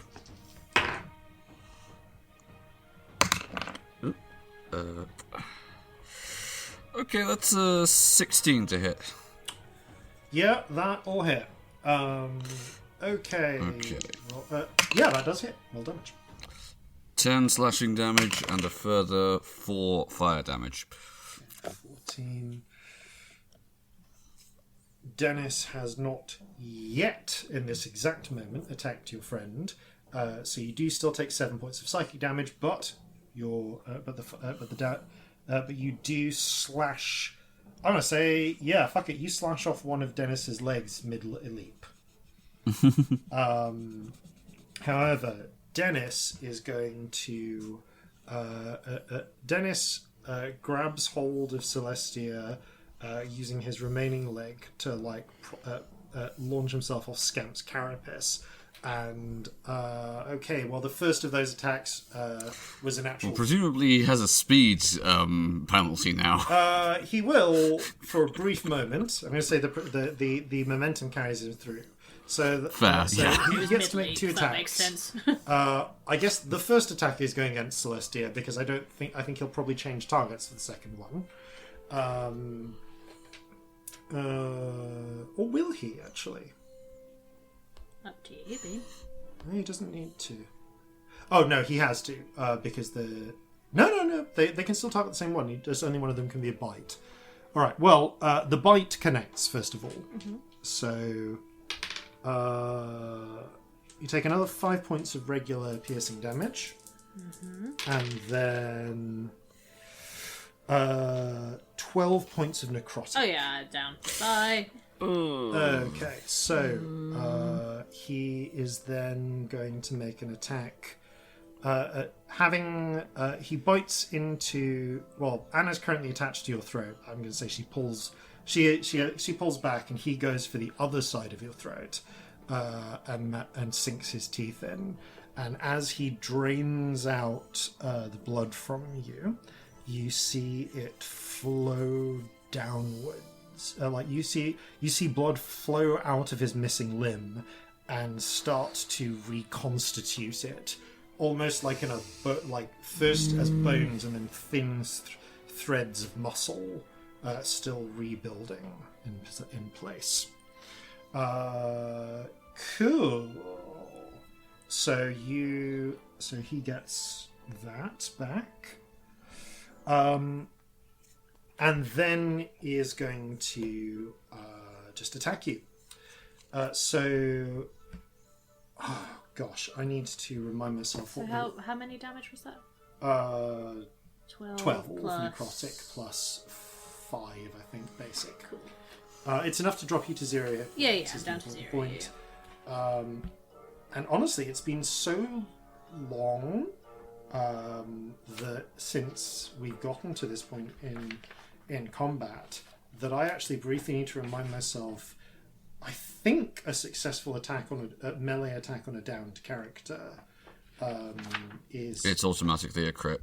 Isn't automatically a crit. So Celestia, you immediately fail 2 death saves. Ooh, bye. As he takes his claw and while he's drinking your blood, is going to rip at the rest of your throat. Somebody please heal me before I have to roll a third. Okay. I am maybe not the person to do that. Dennis, neither Dennis nor Anna have taken any radiant damage this turn. So, Dennis, both of them, however, continue. You see dust flowing up and beginning to reconstitute their shattered forms as the pair of them begin to heal. No sign of, at this moment, of Cole. I am really not liking that. Okay. That brings us to the top of the round. Corzin. Anna and... Anna is currently being grappled by Cramp Scab. I'm nearly dead. Dennis is midway between draining Celestia's blood on one side of her neck and ripping the throat out of the other side. So Celestia is losing a lot of blood, only some of which is being cheerfully harvested by a vampire. Fully 50-50 dead. Without healing. Yep. Can I get to her this round? Yes. Alright. I am going to leap across the dead Quaker, sort of 3-point landing next to Celestia, and do a 3rd level Cure Wounds. You are great. You are best dad. So that is okay. That is you regain 21 hit points. I'm going to use my bonus action to move my Slayer's Prey to Dennis. Okay. And that is all I think I can do other than... Come on, you fucking leech, I'll have you. I'm going to hear you say as you wake Celestia, just the stage, thanks, Dad. Dennis is... But she probably won't remember saying later. Yeah. Yeah, fair. Dennis, as he's pulling his teeth out, prepared for another attack, you see the wounds on both sides of Celestia's throat heal up. Seeing how dire the situation is and how ineffective her crossbow has been at the moment, Lo Bei is going to run over to the other side of Celestia and kind of like steady her, grab hold of one of her limp arms. Sniffer, come on. Here! And the Bloodhound spirit bounds forwards and kind of licks the side of Celestia's face. You feel a flush of energy fill you as some of your lost blood returns to your body. Didn't roll well. You get 6 hit points. Oh my god, it's not nothing. I'll probably take it. That's way 0 to 27 hit points. That's that's 27 now. That's brilliant. And that is one of Lo Bei's limited hit spell slots used up. Excellent. Celestia, you are prone on the ground, but you are at this point at least no longer dying. on death's door. Cool. We'll take no longer dying. That's awesome. Love no longer dying. Yeah. I mean, they're looking dazed. I've really lost track of who has attacked, who hasn't, and who I can see. At this point, people who have attacked. So who's dead? Right. Basically, there's only 2 characters you can see now. Yep. Anna see Cole. and Dennis, both of which have now attacked you. And Fred's dead. Yeah. Fred is dead. Fred's dead, babe. Dead Fred. Fred, Enid, and Bryn are all Fred tested dropped now. I dead. somehow haven't crossed Fred out, so thank you. Who's looking worse out of Anna and Dennis? Probably Anna, who was at Dust's door before you, before she started. And they've both doing- just been biting me, haven't they? Yes, So I they've can do both- whatever the fuck I want. Oh, which of my companions is near me? Are there any of my Rosen. companions within Yes. 15 feet of me? all Yep. of them. Dang, cool. Everyone all of your companions are within 15 feet, except for Shanty, who's keeping the front back.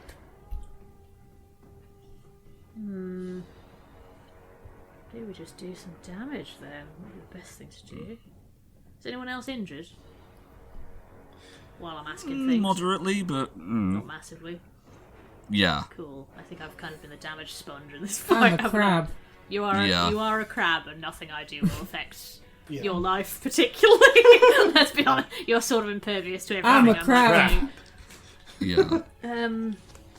Am I still covered in vampires, or have they moved? No, there's still Dennis is still is coming in for another bite.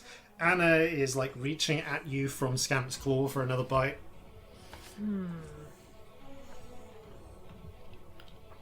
Oh, I know what my instinct is, but it's not very clever in terms of strategicness. You said Anna was looking more injured, yeah? Yep. There's been nothing. We don't have any data on them and psychic damage, do we? Nope. Thus far, so I don't know anything about that. Yeah, you know nothing about that yet. What do I do? Do I do the dumb Celestia surrounded by people instinct, which might hurt some friends? Or do I do I'm a crab. you are a crab and Corzin's a tank? Yeah. I think the instinct, because I've just woken up and I'm dazed and half my blood's gone and I'm like, what the fuck is going on? And there's still vampires are really close. The instinct spell is always Thunderwave in these situations. Yeah. So I think I'm just... I don't think it's a clever one. I think she goes, ah! And Thunderwave. No, totally to understandable. people. Yeah. Totally understandable. So I think I'm going to do that. Also, it's only 2d8 damage, so it's not like it will really fuck anyone up. So I'm going to do that. Okay. And yeah, they need to make a con save. On a failed save, they take all the damage and get pushed 10 feet away. On a not failed save, they take half and don't get pushed away. Goodbye, D6. I'll pick you up later. That's very good damage. I rolled a natural 20 to save, which was Awesome. such a waste of a natural 20. Yeah. I think everyone That's else. a boring natural 20, and I'm sorry. Sympathies. Everyone else fails. Cool. I rolled an 11, so lay it on me. Yeah. It's only 8 damage, so Okay. you're fine, hun. You do get Oh pushed yeah, 10 no, feet away from me, though. absolutely fine. Yeah. Cool. This The has. one This that is gets also me- pushed away from me, that I'm grappling, I've got a reach of 10 feet. Can it still be in my claw? I think it explicitly says if they are moved in the grapple rules, if they're moved by something like a thunder wave, they come free of the grapple. Oh, I'm sorry. Yeah, it does. Sorry. I'm not doing very well in this fight. Oh, hold on. It's still damage Oh no, that removes No, from the it's if reach. they remove Removes the grapple creature from reach the of the reach of the grappler. I've got 10 foot reach. And you are also moved. You are not moved 10 feet, but you have 10 No. foot reach. So, yeah, okay.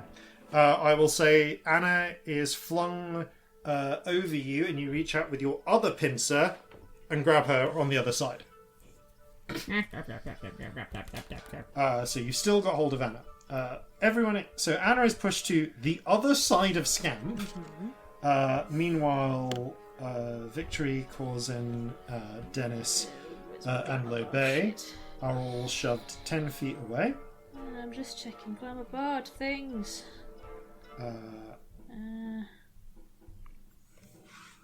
And all take 8 points of damage.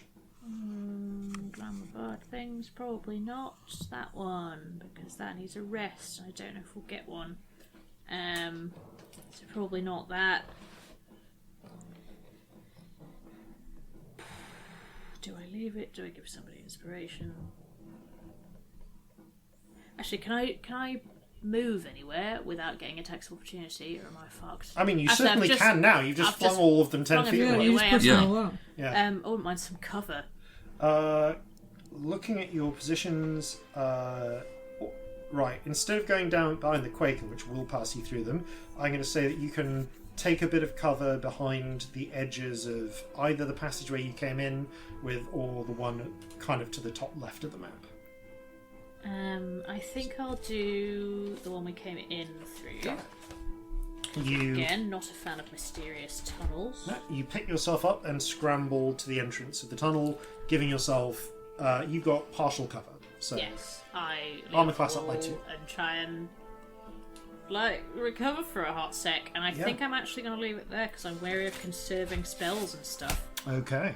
I don't want to use up all my cool glamour body shit. Alright. Victory then is going to... Again... okay, we're down to 2 characters, and she has a ton of fucking spells. Oh! There's also one other effect. You did 8 points of damage, right? Yeah. Celestia, roll a luck check, please. Luck check.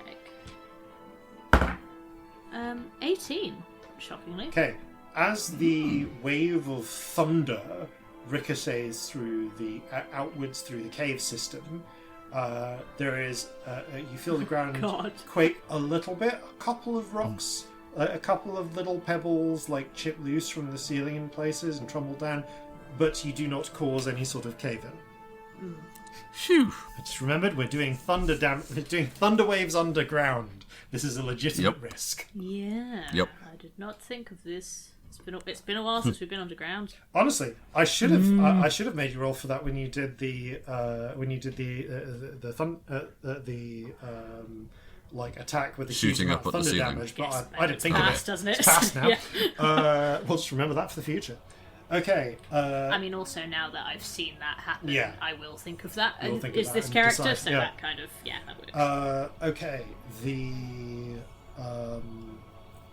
So at this point, that makes it Victory's turn. Victory, I'm going to say now that we've only got 2 characters, and Scamp is a sack full of crabby hit points, and Victory is journeyed with you enough to know this, is not worried about hurting you. She moves to the side and kind of lines herself up between so that Anna and Dennis are directly in front of her. Brings her hands together like a fucking Hadouken and casts Lightning Bolt. Nice. Dex save from both of them. Grapple but not restrained, so doesn't have disadvantage. Still fails the save. I think I failed that save. Cool. Was it dex save, did you Yep. say? Where's me crab? I think it was a 2. So that's a 14. Absolutely not. No. You take a slightly disappointing 18 points of lightning damage. Boo. As does Anna and Dennis.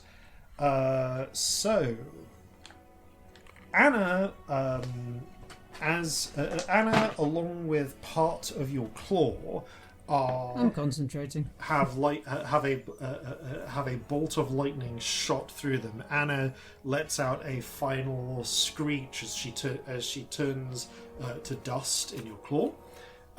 Dennis dives I am out. confused because I'm crab. Well done. A hole is left in the Quaker corpse as well, and through it you Hooray.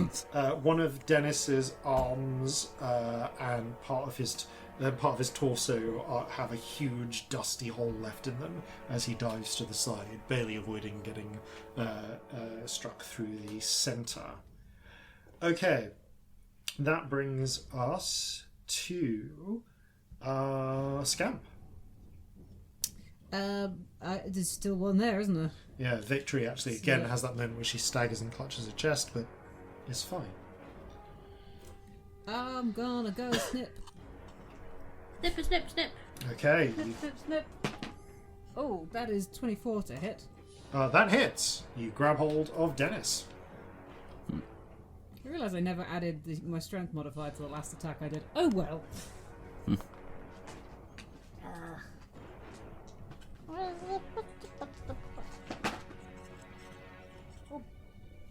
I rolled really well.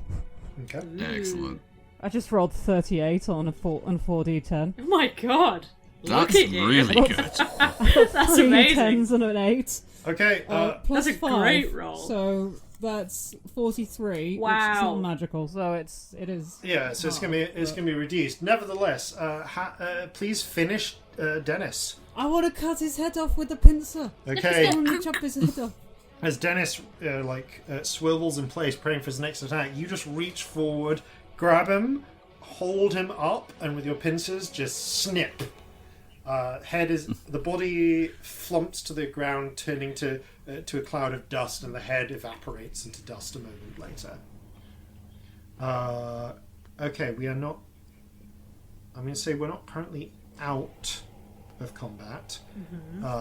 However, All the people we can see are dead. But everyone still you the can one we see can't is dead. So Can I use my movement I to have a start plan. like going off towards one of the corridors to have a little look around? you can. A committed search will take an action, which you don't have, but you can start moving. Now, I do have blind sight, so anything within 30 feet I should be able to feel, if that helps at all.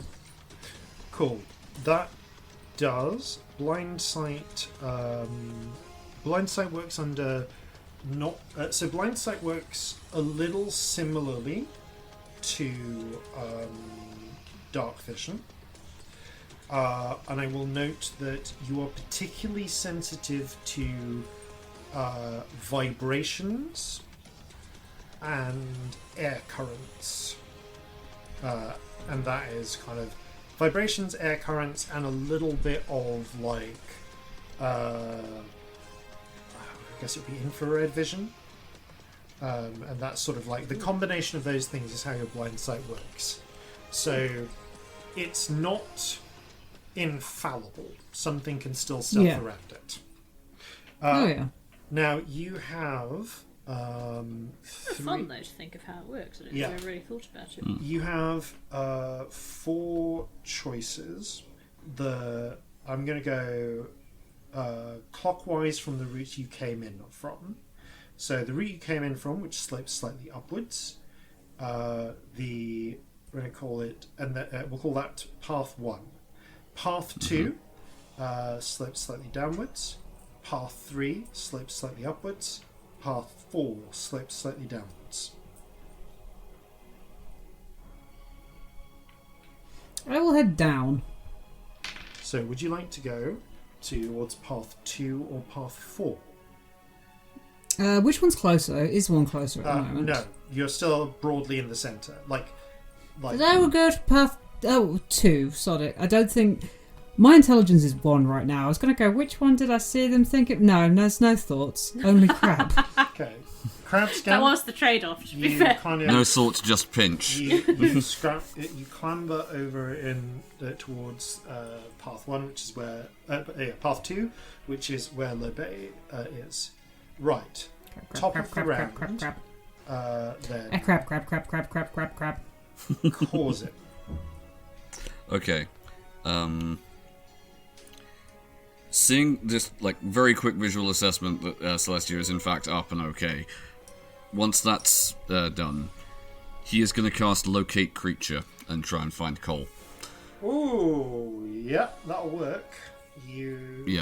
It's a creature I have seen up close within 30 feet. And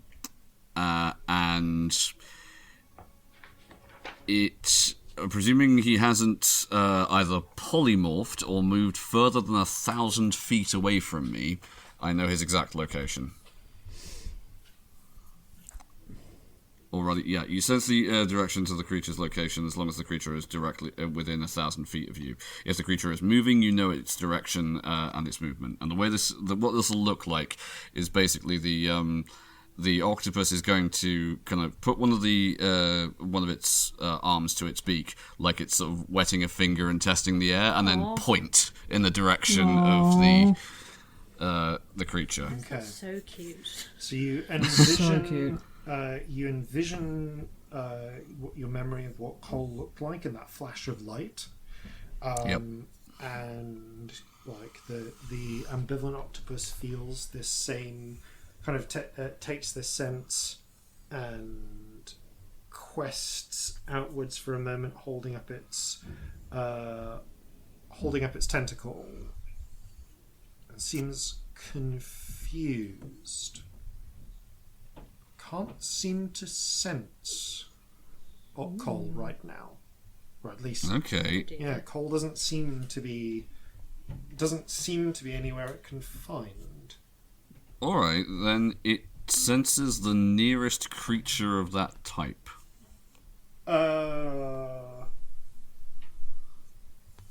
Do you? If it can't locate the creature, it says the spell can locate a creature that is known to you, or the nearest creature of a specific kind. Interesting.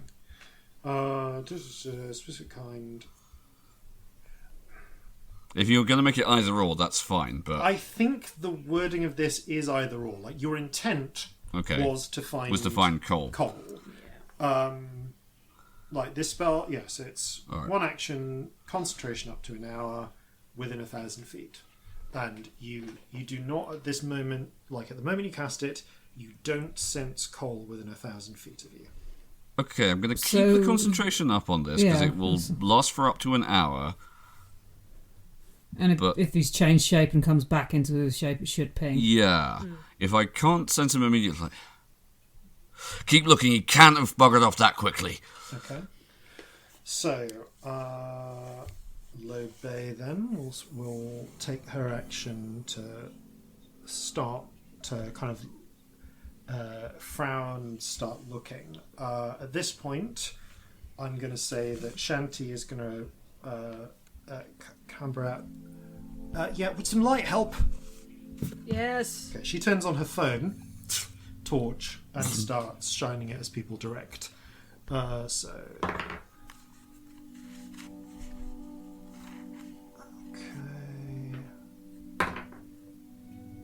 Alright. Low Bay is searching. This is going to... So, Celestia, you are up next. I'm going to say that you can... To a degree, you're going to need to pick... because of how this works, you're going to need to pick one of the four corridors out. Mm-hmm. As I say, 1 and 3 tilt slightly upwards, 2 and 4 tilt slightly downwards, and pick which one you want to search it.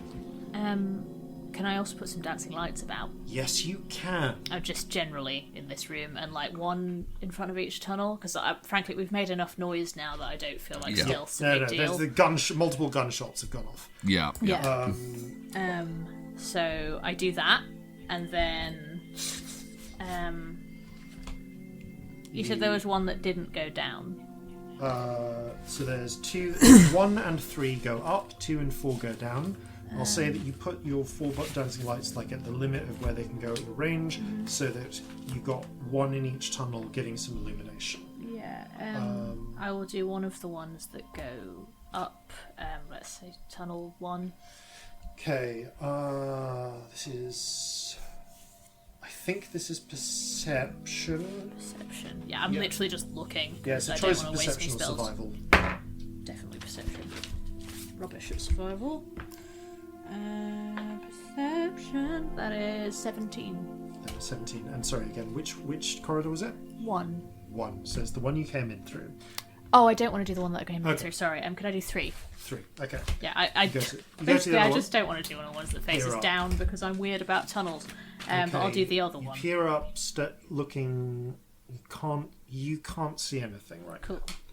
Okay, I'm going to say Victory, seeing that we have people at the other tunnels, is going to go to tunnels 2 and 3, is going to go to tunnel 4, just to spread out a bit. She's going to do a search. Can't see anything. Oh, me neither, but he must be here.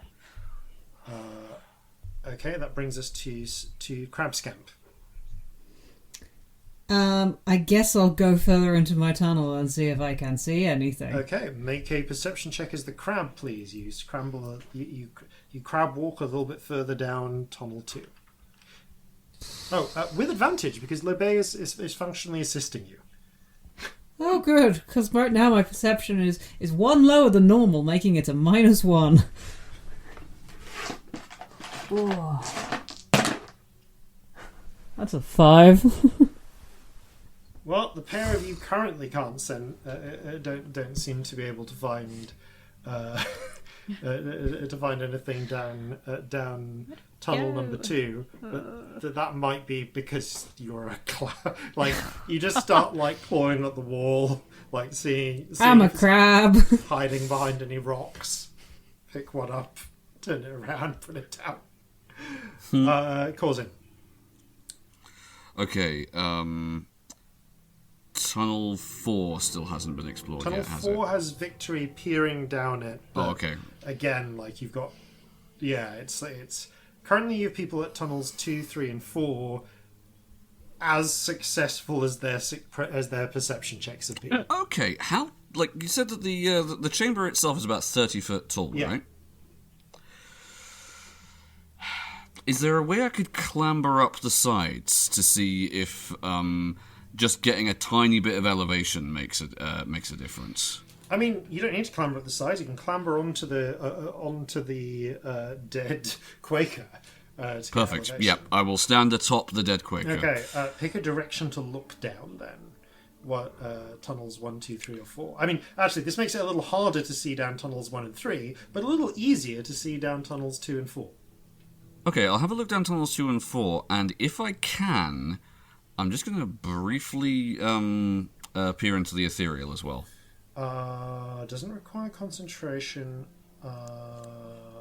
Is it an action for you to stare in the ethereal? It's not, is it? You can just do that. It is... Okay. Yeah, you can see invisible creatures and objects, hear- as well as see into the ethereal That's plane fine. out to 120 You feet. shift your vision for a moment, and you just get, as ever in the Cirrus Citadel, it's like you kind of hit a wall. There is no still world here. Okay. So you cannot see into the ethereal plane, nor can anything be in the ethereal plane from this place. So you know that's not an option. Pick 2 Alright. or 4 for your check, though, please, because you can only study in one direction.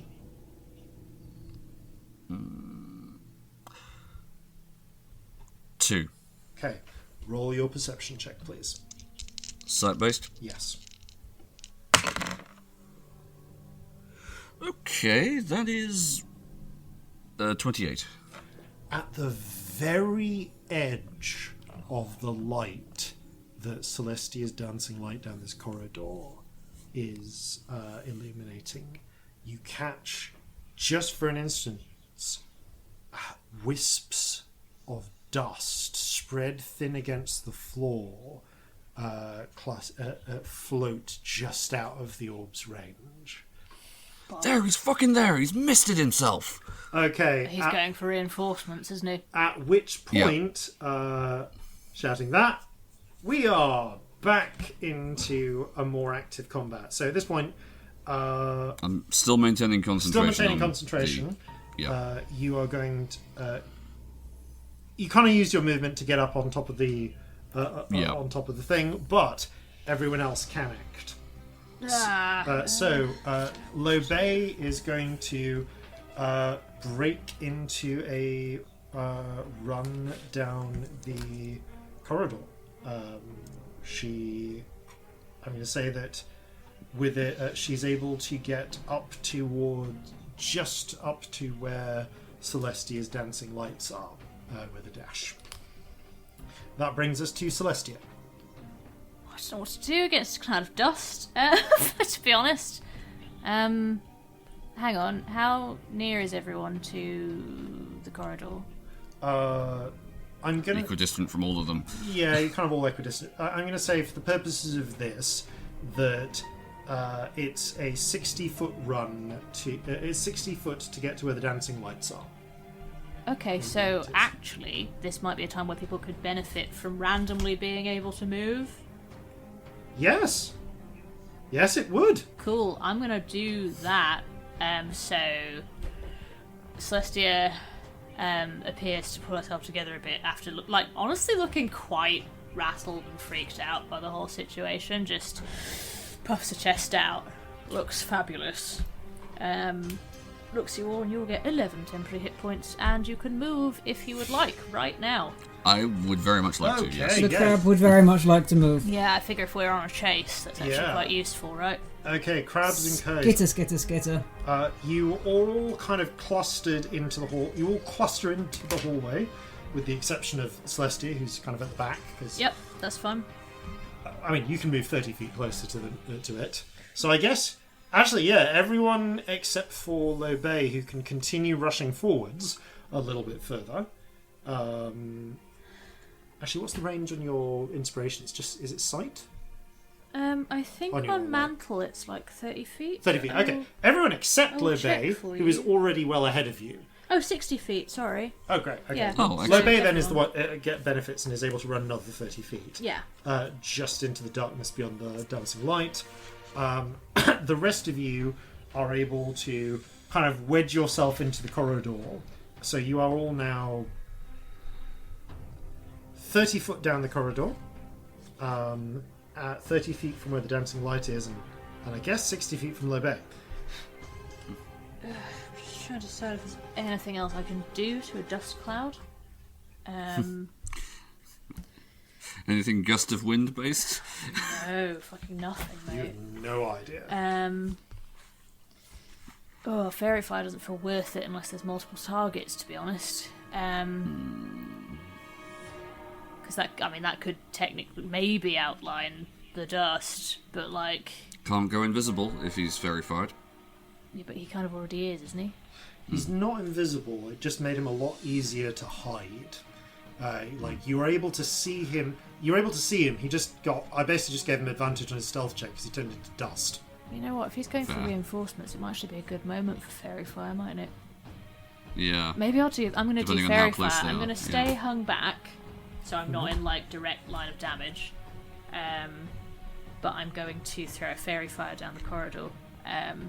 So it's a 60-foot range and it's a 20-foot cube. So I would like to throw it ahead of Lobay so that she's not in it, if possible.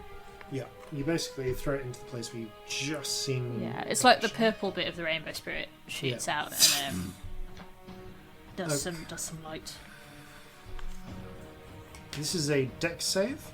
Let me check. Sorry, I can't remember. Yeah, dex save. Okay. We'll also tell us if there's anything else in this corridor, I suppose. Yeah. Cool. Okay, the mist can make a dex save. I just checked whether it could. Fair. So I will say that on the edge of the light, as it's vanishing, Lobay is squinting as the area fills with purple light, and she calls out, "I saw it! It pushed itself to one side." Fuck's sake! She runs past it and is now, in effect, flanking the dust. So it's a waste of a spell, unfortunately. It rolled natural 20. Oh, it happens. Yeah, I'm whining, but not the yeah. fact that I'm whining that it didn't work, not that it's, mechanically. Yeah, okay. Lobay has moved, Celestia has moved. Victory is again in a position where can't really can't really shoot a lightning bolt because Lobay's and everyone else is in the way. But it's time for specific targeting damage. She's going to continue running forwards. So that, I guess she can get. She's going to halt a little bit behind where the center of the light is, close enough that she can see what's going on, but will allow other people to go forwards. And again, finger gun is going to try and shoot into the mist.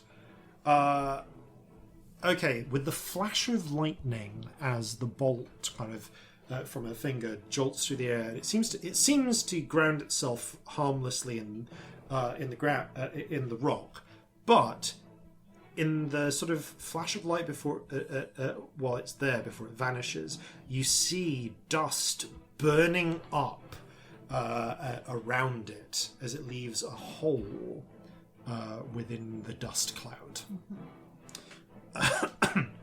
So she does 3d10 just for lightning damage, and that moves us on to Scamp. Oh yeah, I'm a crab. Crab gonna crab. Crab gonna crab, crab, crab, snip. crab, crab.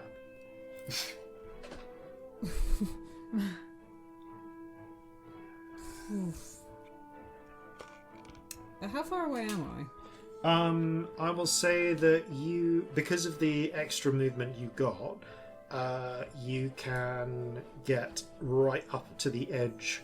You can get right up to the edge of where the dust cloud currently is. I mean, I'll get there and then just wait for something that I can claw. I'm just going to be like waving my claws confused around in the air until something appears that is attackable. Okay. Head empty. I'm going to say that you, Crab empty. in a sense, Only crab. you are because you are huge and in the way. You are presently granting cover to the dust cloud because, well, you're. Can I stand in the cloud? Yes, you stand in the middle of the cloud. You are now definitely granting cover to the cloud. It's just funny. I'm standing in the vampire. Yeah, the vampire dust swirls around your 6 legs.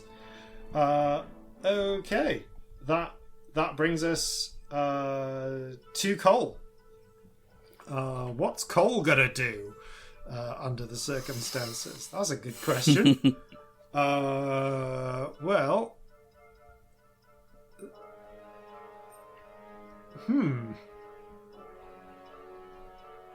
Yeah, What Cole... would you do if there was a giant crab standing in you? Cole's a little stuck right now. Cole's been spotted, is currently made of mist, and there are absolutely creatures around that Cole can... Cole is absolutely there. Interesting. To be a giant crab standing in a cloud of vampire. So you look like a crab in a music video right now. Okay, we're gonna do like one of the weirdest acts I'm gonna try for. I am intrigued and terrified. Scamp, make a crab constitution save, please. Crab. Oh, I think I know where you're going, and it's very strange. Fun. That's a 22. Okay.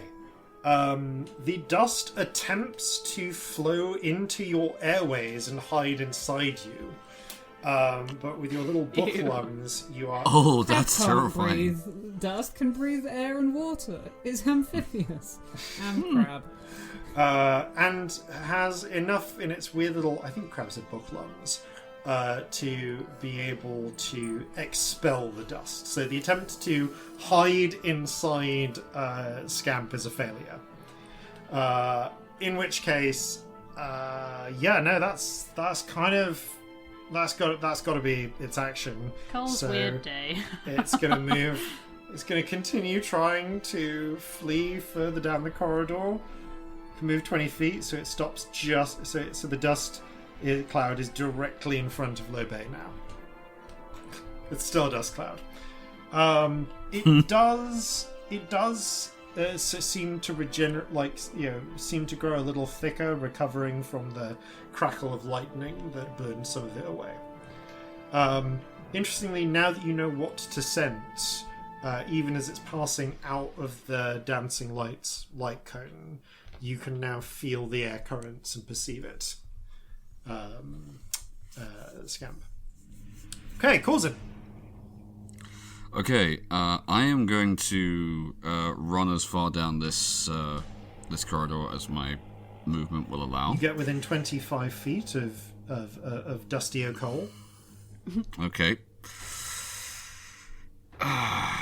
Now, I've got an instinct here that anything that I could do really in this, while it's in this form, isn't going to do much. And I'm not going to risk shooting at it, because I'll probably just shoot through it and hit Scamp. So what I'm going to do is I'm going to continue maintaining concentration on the locate creature, but what I'm going to do in the meantime is I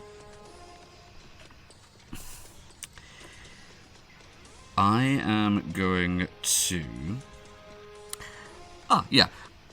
I'm going to take out one of the fireworks from my pack. Yep. I am going to bite off some of the fuse, so it's a short fuse. Then empty out a tiny bit of the filling, so it doesn't have as much of a bang in it, and just let it off down the thing. What I'm attempting to do is just use the concussive force of the explosion to just disperse the mist. Okay, I'm going to say that this goes off. You light the shortened fuse firework. It streams down the corridor and explodes. Roll. I'm going to ask you to roll an attack roll just to see how on target you get. Okay. And whether you hit Scamp or Lobe. Now, am I? Yeah, I am proficient with the fire lance. Yeah. So here we go. All right, that is gonna be a 14.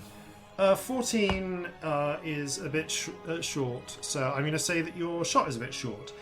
So the fire blasters go off. I don't have specific damage for this, but Crab Scamp, you take 10 points of fire damage from the fire and bludgeoning damage mixed from the blast. And you do see in the flare of light this creates, the mist is blown up and around, but the dust sort of coils and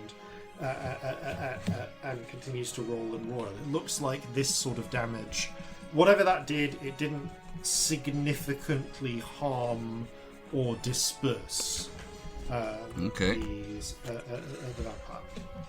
Well, I got 29 of those left.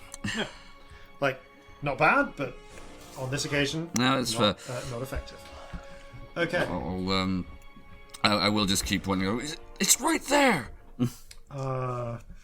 Lobe is looks at it and goes,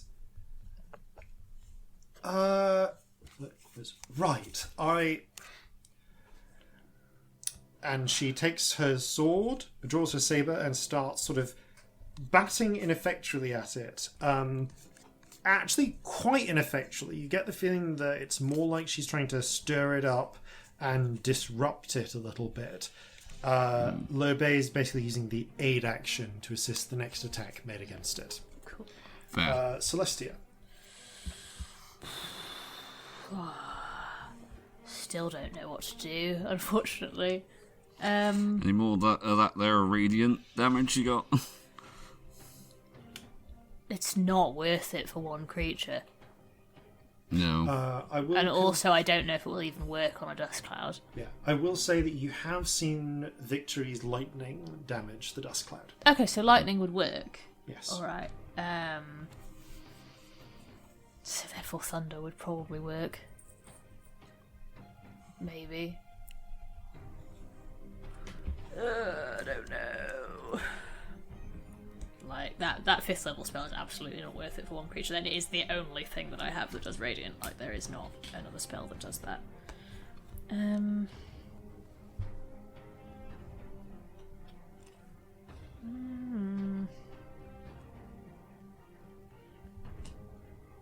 Yeah, I'm a bit stuck, lads. Because what am I going to do? Hit a dust cloud with my guitar? Also, I'm not very close. You can run close and hold an action if you want. Yeah. I mean, if you can get into melee, for want of a better term, would Shocking Grasp work? You can take a try. I will say that you can just about get it. Shocking Grasp is what my guitar does, isn't it? Yeah. Yeah, I mean, if I can get into range, I'll run in and smack some dust with my guitar. Yeah, you can just about range and like scramble, wave it around and hope it works. Around the edge of Scamp, you kind of raise your guitar and you're going to try and like pass it through the mist. Roll an attack roll, please, with advantage. Oh, cool. Because Lobe is assisting you. That's a 26. Okay, as the lightning, as you kind of play a chord and then swing the guitar, the guitar like goes through the floating cloud of dust, but the strings electrify, putting out little like flaring with like a little Tesla coil. And they seem to attract the dust and turn it into like plasma in flares and flashes of light, erasing dust in its wake. So roll damage, please. I rolled it as 6. Okay. You do 6 points of damage. I do. Woo! Okay. Loads. It's better than nothing. It is. You do clear a little bit of the dust cloud. Victory runs up as well, and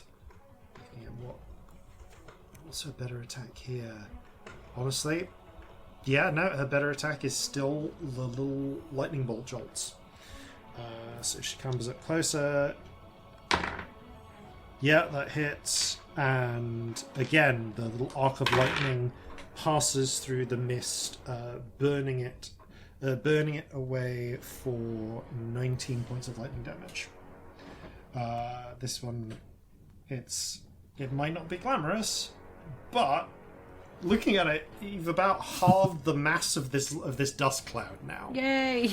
Just from hitting it with attack the dust. Little magical attacks. Crab Scamp. You crab. A crab. Still dust, though. Yeah, like, up to you if you... What do you want to do with this? Do you want to just, like... Can I would like to help someone else. Okay. I would like to use the help action to give someone who can do something useful advantage. Cool. I am going to roll a nerve check for Cole under the circumstances. Fair. Crap. Yeah, okay. Cole is getting desperate and reckons his odds are a little better as something that can, actually fucking move. Thank God. So the cluster of the dust, it can't move quickly. It's being electrocuted in place. Is going to suddenly flow up onto the ceiling and revert and condenses into a scrawny, raggedy-looking form of the orc before, but it's like half-made. The muscle, in places, the skin is gone, and dusty muscles are still reforming back into existence. Dusty muscles is really grim as a thing, and I can't really explain why. Yeah. It does sound like a country singer, though. It does. Yeah, it really does. You do see him. Those muscles are regenerating as well. Skin slowly starting to coalesce back over them. Corzin. Okay. He's not dust anymore. so- and your locate creature immediately pings. Oh yeah, he's right there. Right, okay, boom. And indeed, right. Yeah. And Scamp's ambivalent- helping. Yeah, the ambivalent octopus sort of shrugs and points. There. Right. As does Crab Scamp. Like, Thank you. Right. Target! I'm going to move my Slayer's Prey, drop the locate creature, because if I have that on it, I can still track him Yeah. if he gets away. And that is a...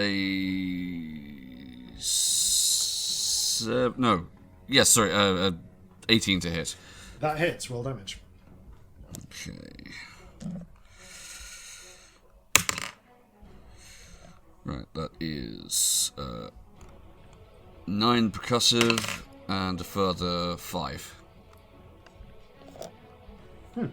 I just realised I've forgotten like a whole bunch of reverse damage, so I'm just going to quickly give Victory like 10 psychic damage there because I forgot about that. Sorry, that hits. What was the damage, Corzin? That was 9 percussive and a further 5. Cool. So 14 total. Okay, he takes 14 damage, and because I've now remembered it's a thing again, you take 7 psychic. Because he Okay. hasn't actually attacked any of you yet. Right. I'll knock that off. In the meantime, We were attacking let's line dust up another. before, so I can't imagine what I've done. Line up another shot. Okay, that is a 22 to That hit. hits. Roll damage. Okay. That is 16 percussive and a further 2, so 18 total. Okay. And that is as far as you get. You shoot him in 3 places, breaking off. That was only twice. So you shoot him twice, and I'm going to say blasting off both of his arms. He drops down, I guess, onto Scamp's back shell. How flexible are your crab claws? I skitter around in place trying to see where he went. In fact, Not quite understanding. yeah, like if anything, like that's really kind of helped Corzin, at least his first attack. Yep. Do you still have a bonus action, or did you use that to move your Slayer's Prey? Yeah, that's a bonus action. Okay, so that's me. I'll yell up at Scamp. He's on your back. Lobe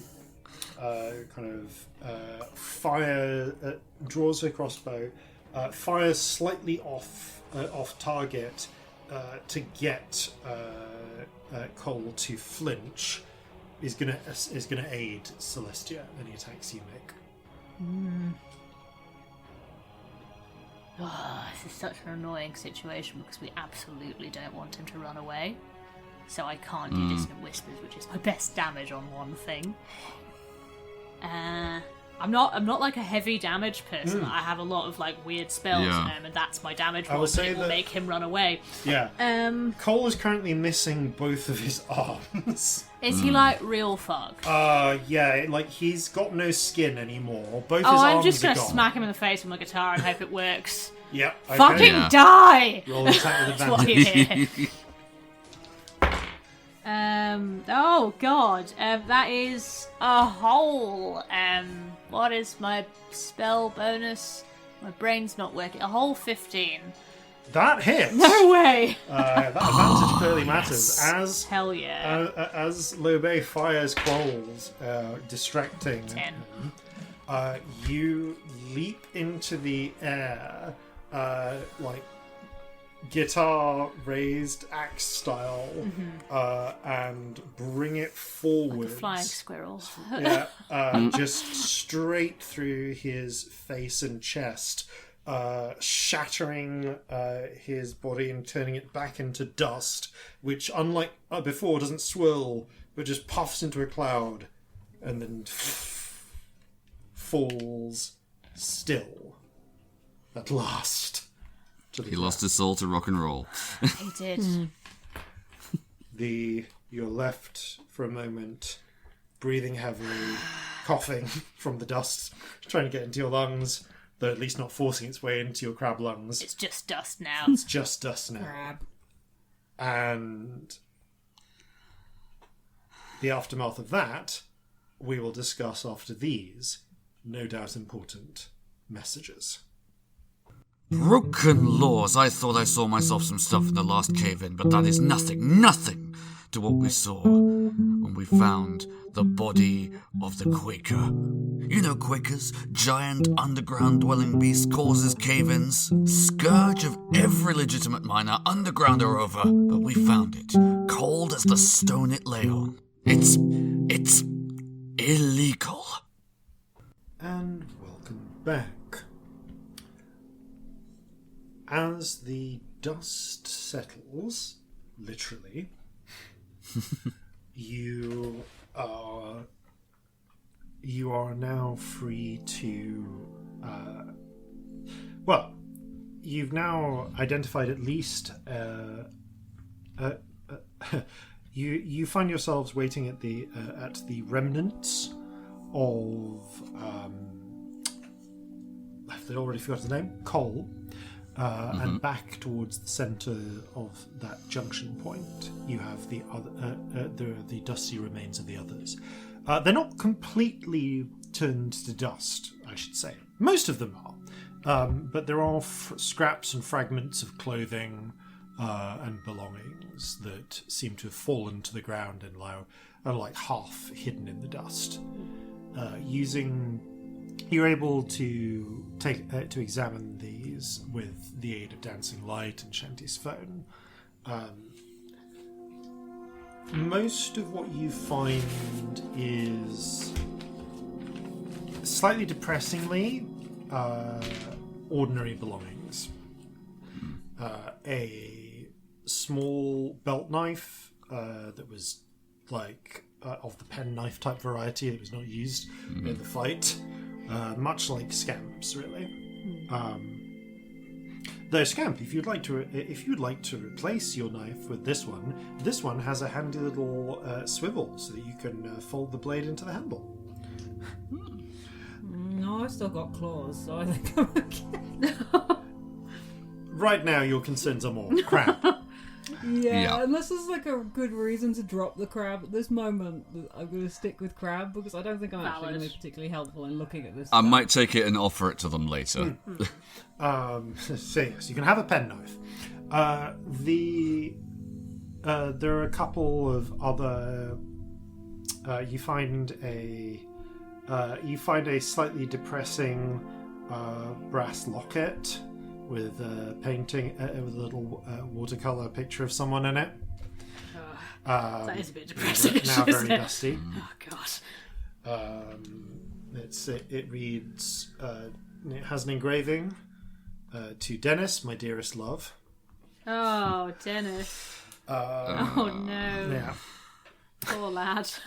Indeed. Well, tough break there. Yeah. Fucking sucks. A handful of hourly coins, and I'm having them. yep, great. You get 8 hours. Am I going to steal these people's things? Yes, they Yes. suck. You have 8 8 hours worth of coin, so a day we'll call it.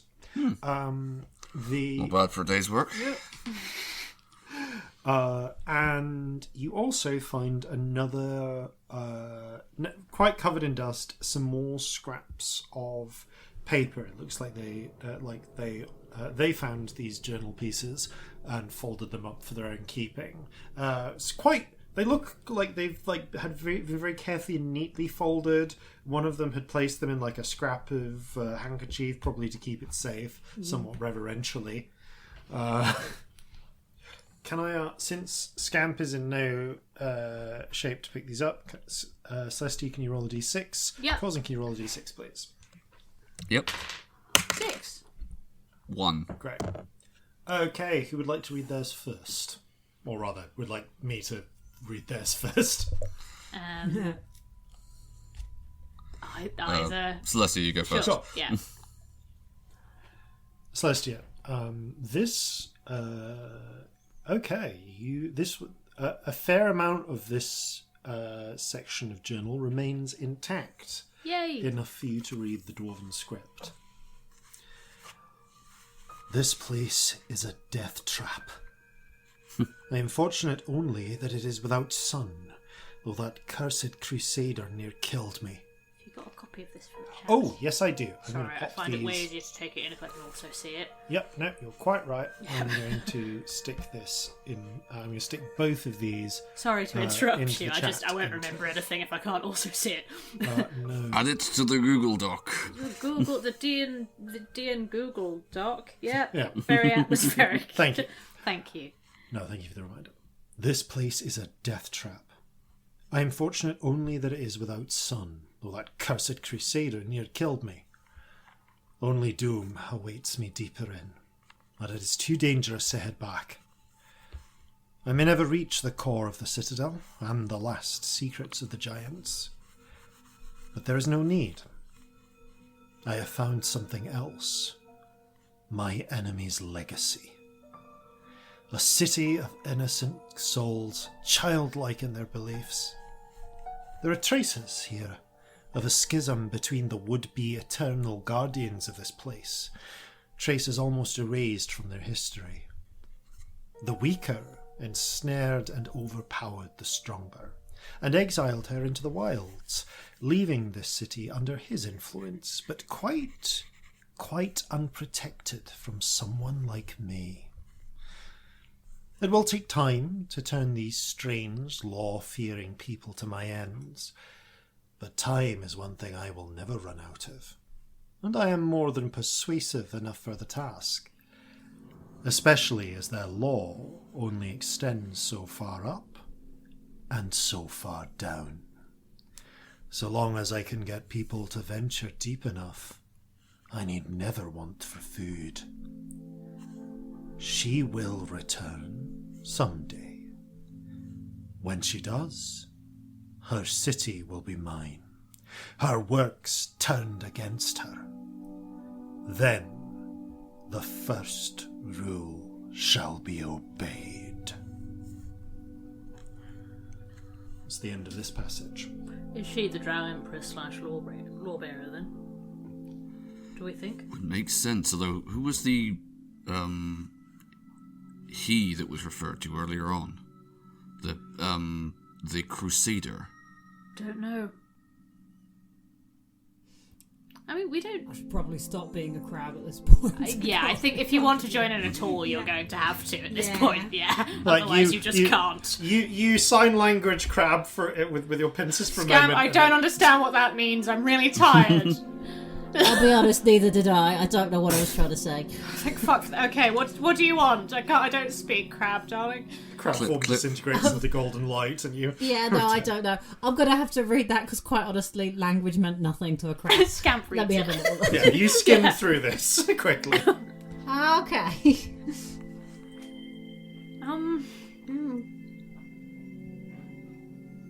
Crusader. I mean, there was mention of that Crusader before, wasn't there?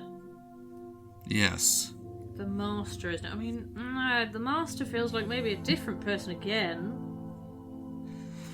Yeah, well, if we go with the idea that that the Lawbearer is the Drow Empress, when she left, would she have left behind someone to rule in her stead? Love, Yes. do I know the whole Dwarven gods are dead? Yes. Yeah. It's common knowledge. Is there any word, I mean, literally like drow knowledge shit? That's why I'm asking if I would know. Is there any word on who killed, like, Moradin and the gods? Do we know, Yep. or are they just Yep, dead? it's well known. The giants. The giants killed Moradin. Okay. It's sort of the whole mythological reason for why dwarves hate giants in this setting. Yeah. Oh, they're giants? Because there's that reference to killing Moradin, but that could be a whole different person, couldn't it? I mean, a Crusader could be like one of the other sorcerers. Yeah, Doing the I was same thinking thing maybe we're that's doing. another room. Maybe it's just one of the other rooms. Yeah. Could have been. Because even though there's definitely Cloudstone, so giants had an influence here. I can't imagine. How would they even get in here? Well, I think they built it first, and then it was maybe repurposed, reshaped, or something. Yeah. Oh, I see. So it wasn't the sorcerers in the first instance that maybe built this place. No, I feel like it didn't we hear something that it was stolen from the giants or something? Yeah, it was stolen. So this definitely isn't Alright. its intended purpose. Well, in that case, then there's Especially there's definitely considering how much the giants hated spirits, sorcerers are sort of spirit people. That kind of makes sense. That this wouldn't have been what they wanted it to be used for, right? If they were so weird about the whole spirit thing. and this bit here where it says that the lore only extends so far up and so far down. Is that literal, or is he more talking about like the I think that's the literal. echelons of society? Because they were talking about how they couldn't go up. How high up was We're his not far house? down enough. His house that we were in. It how was high really up was it? high up. Yeah, really fucking up shit. Yeah. Ugh. Well, the good news is, if we keep going further underground, we'll be able to kill things. Celestia's just not even doing a facade at this point. So that's great. Helpful, but not exactly wonderful news. Today is my favourite day. I'm feeling really good.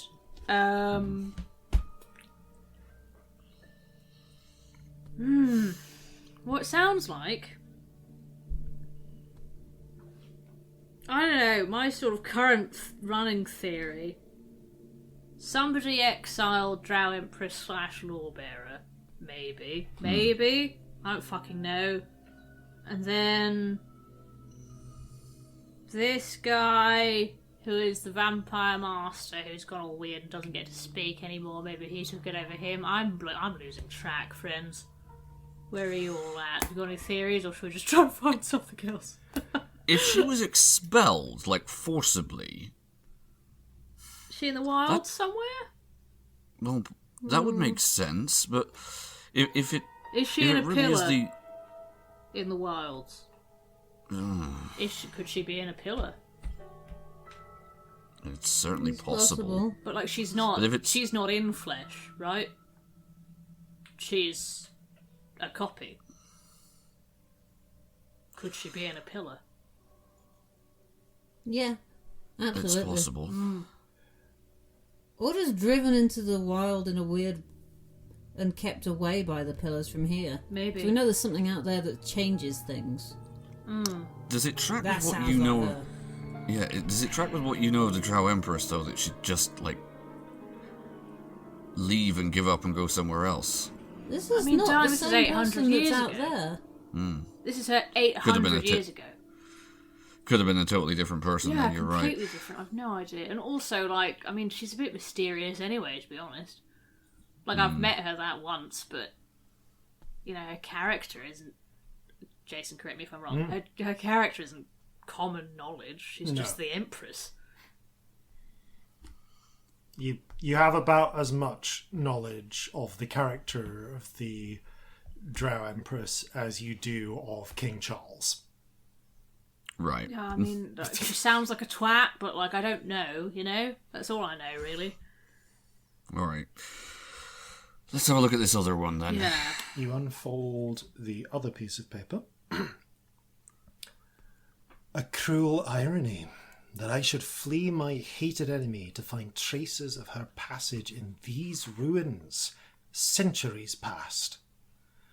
The goblet, left to guide those who might come after her, has taken me through strange, dark passages.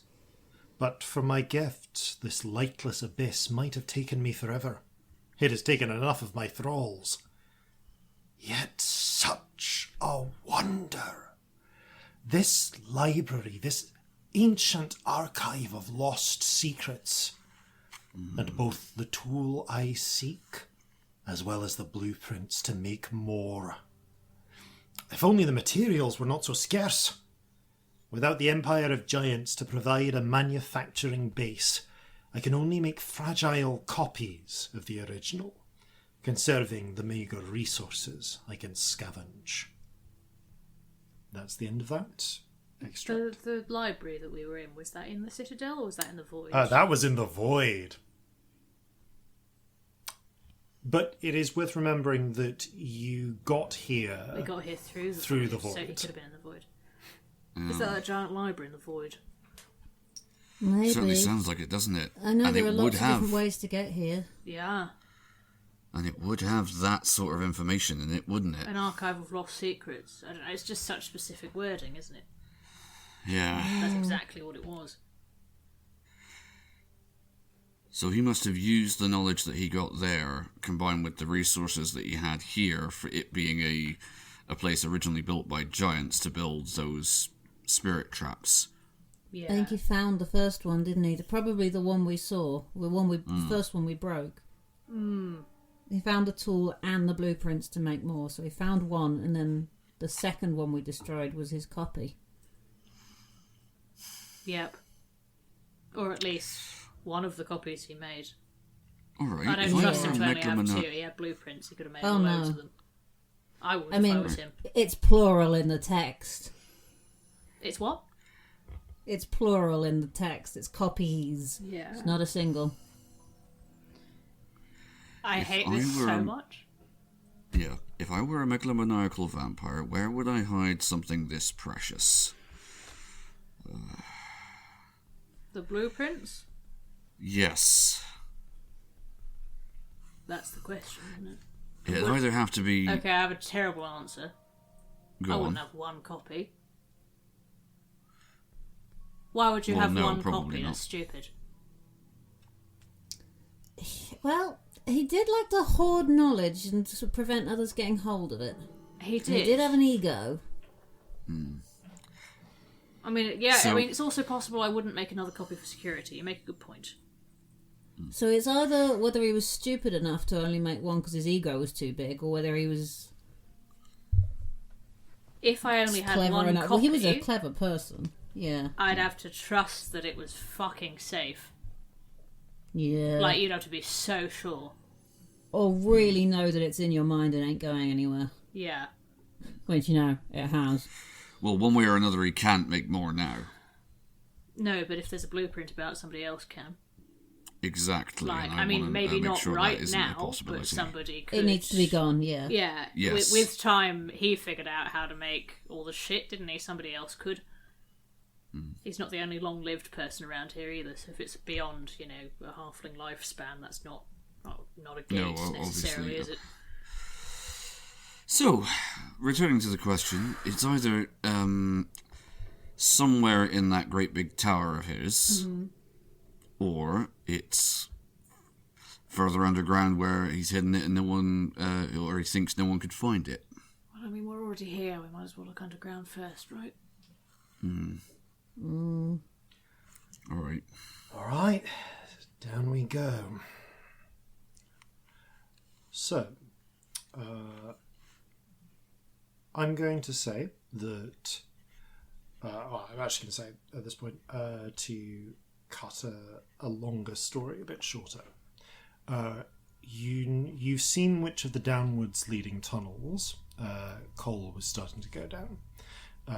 And using that as a lead, it doesn't take long before you are able to find another patch of blood, more hints leading you deeper down, and allowing you to continue making your way through the Quaker tunnels.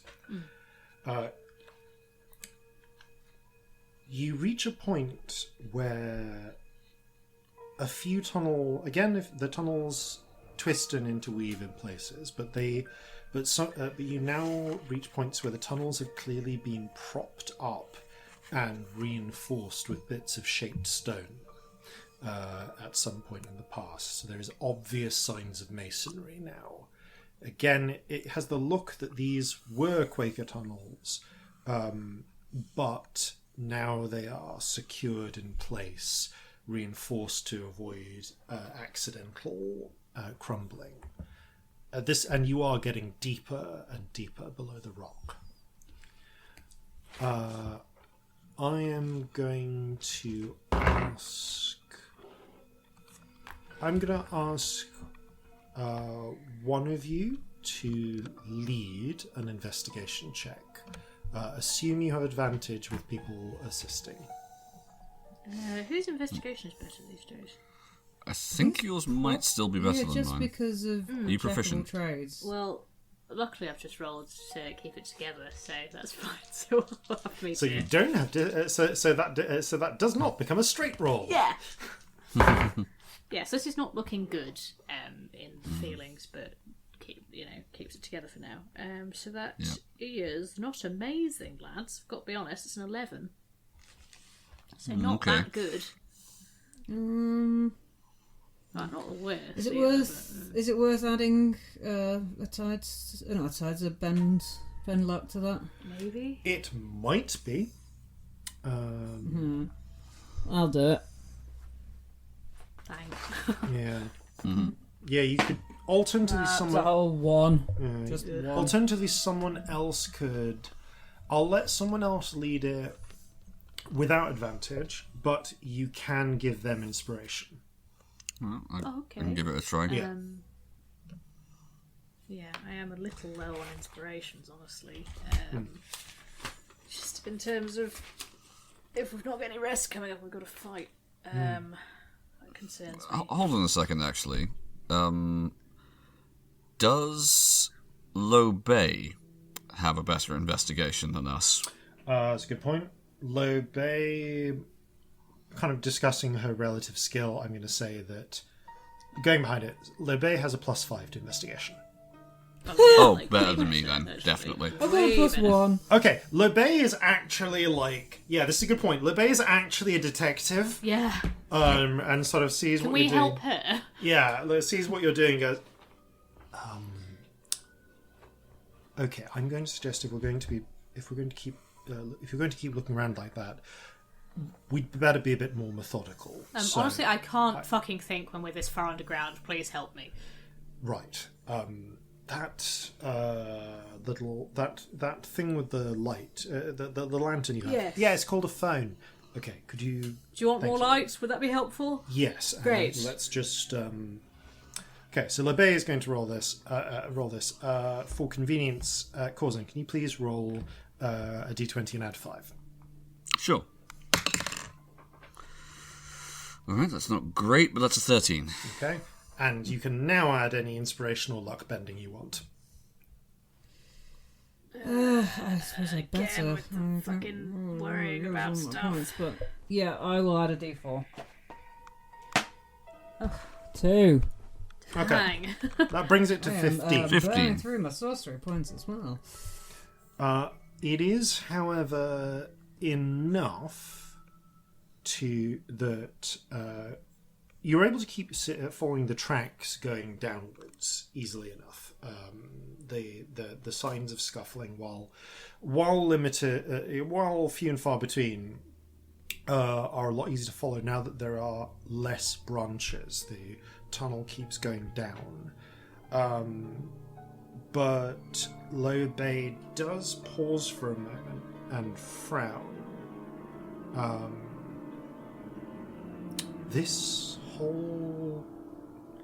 Something's odd here. This whole section has worked masonry. But we've been seeing just archways up until this point. She gestures and showing the light around. You notice that a good, 30-foot stretch of the corridor has, stone brickwork, kind of all, in arches all the way down. Not a Quaker tunnel. Yeah, so so it's Quaker Tunnel behind this and Quaker Tunnel ahead, reinforced with periodic stone arches, whereas this whole section appears to be a solid bit of arch, or a solid bit of tunnel or corridor. All right, that is different. Is there a secret door? Yeah, possibly.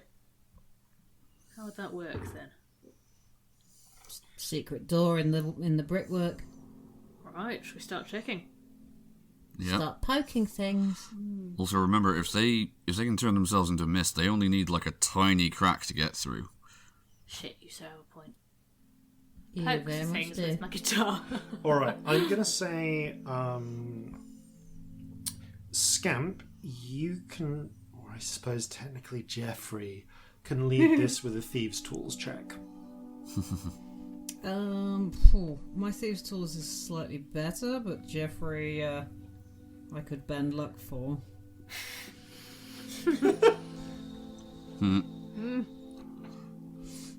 Am I getting assistance with it? I will help. Yeah, you are getting if that's allowed. Yeah, you're getting us. Everyone is kind of like helping you, but you're leading.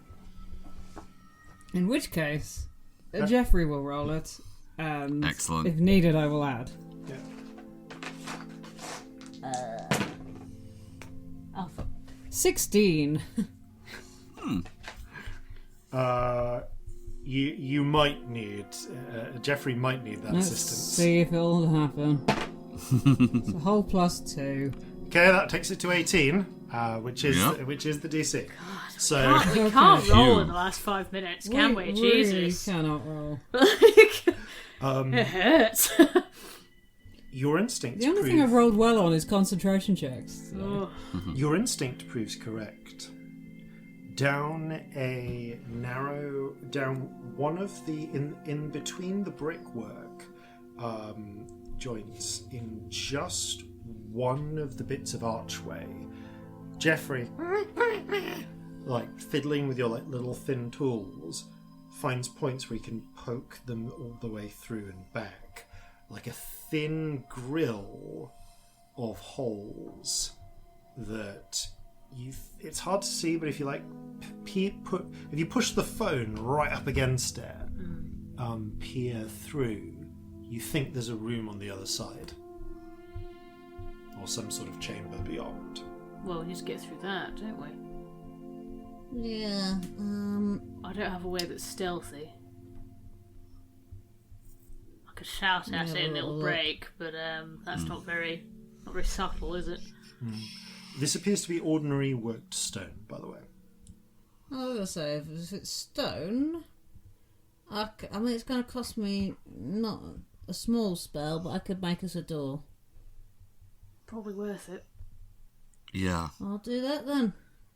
Okay. Sounds worth it to me.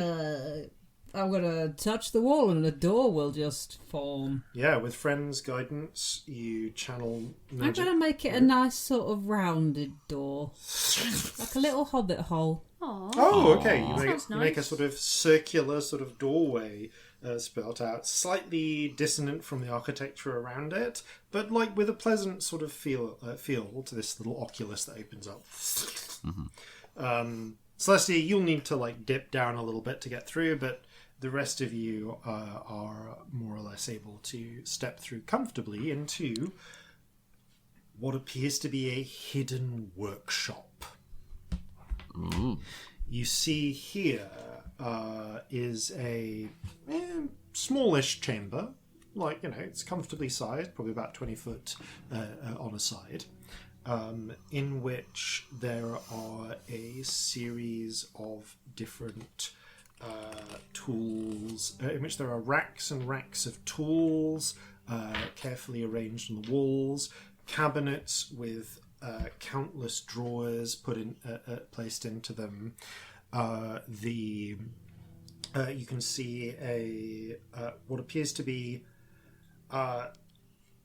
a strange sort of bar in almost like a tube made of. It looks almost like a metal tube that has had a section cut out of it and a line of runes across the back.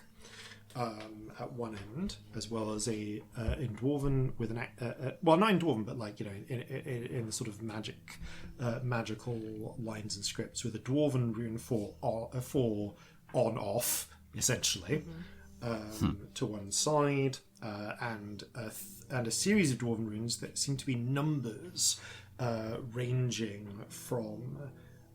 Interestingly, like about 21 to 2,500. So I was going to say it would be 0, and then going up in 50s, but you can kind of see like a line in between them.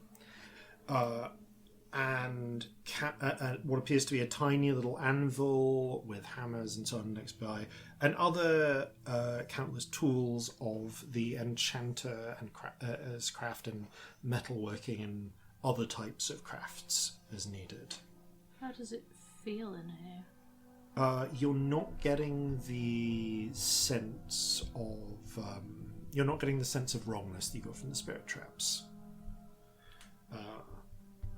You can see that this place has also recently been disturbed.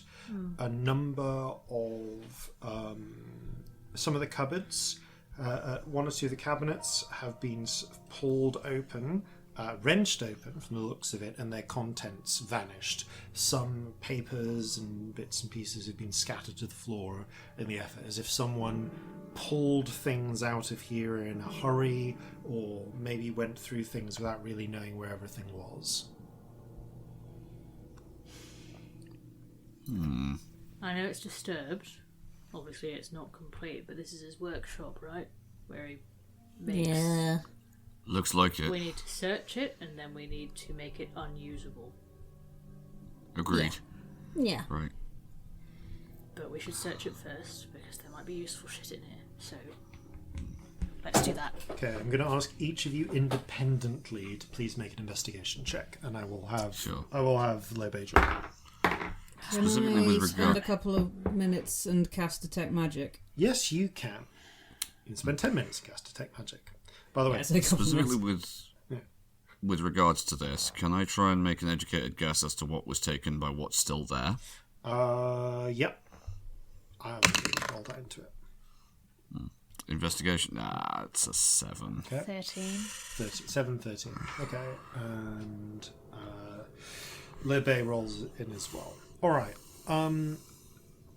So you find here, working together, you get the sense that a few things have gone. Large objects, probably from the spaces on the racks, likely. You would guess weapons of some sort would probably make sense.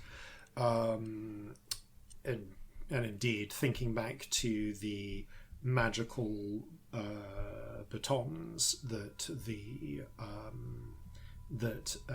Magnus's servants were using last time you saw him, that would line up with some of what they were having. You also see what appear to be a series of empty armor racks.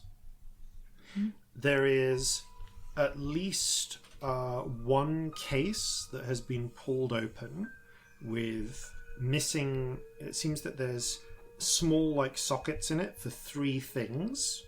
You would probably broadly circular based on the indentations, but you don't know what those were. Not much larger than a grape or a marble in size. There was some sort of cabinet has been opened, and it clearly looked like something was meant to rest on it. Probably something with a. It looks almost like something that maybe had like a thin neck and a wide top. Weirdly, your mind is going like tennis racket or badminton racket or something like that, in broad shape.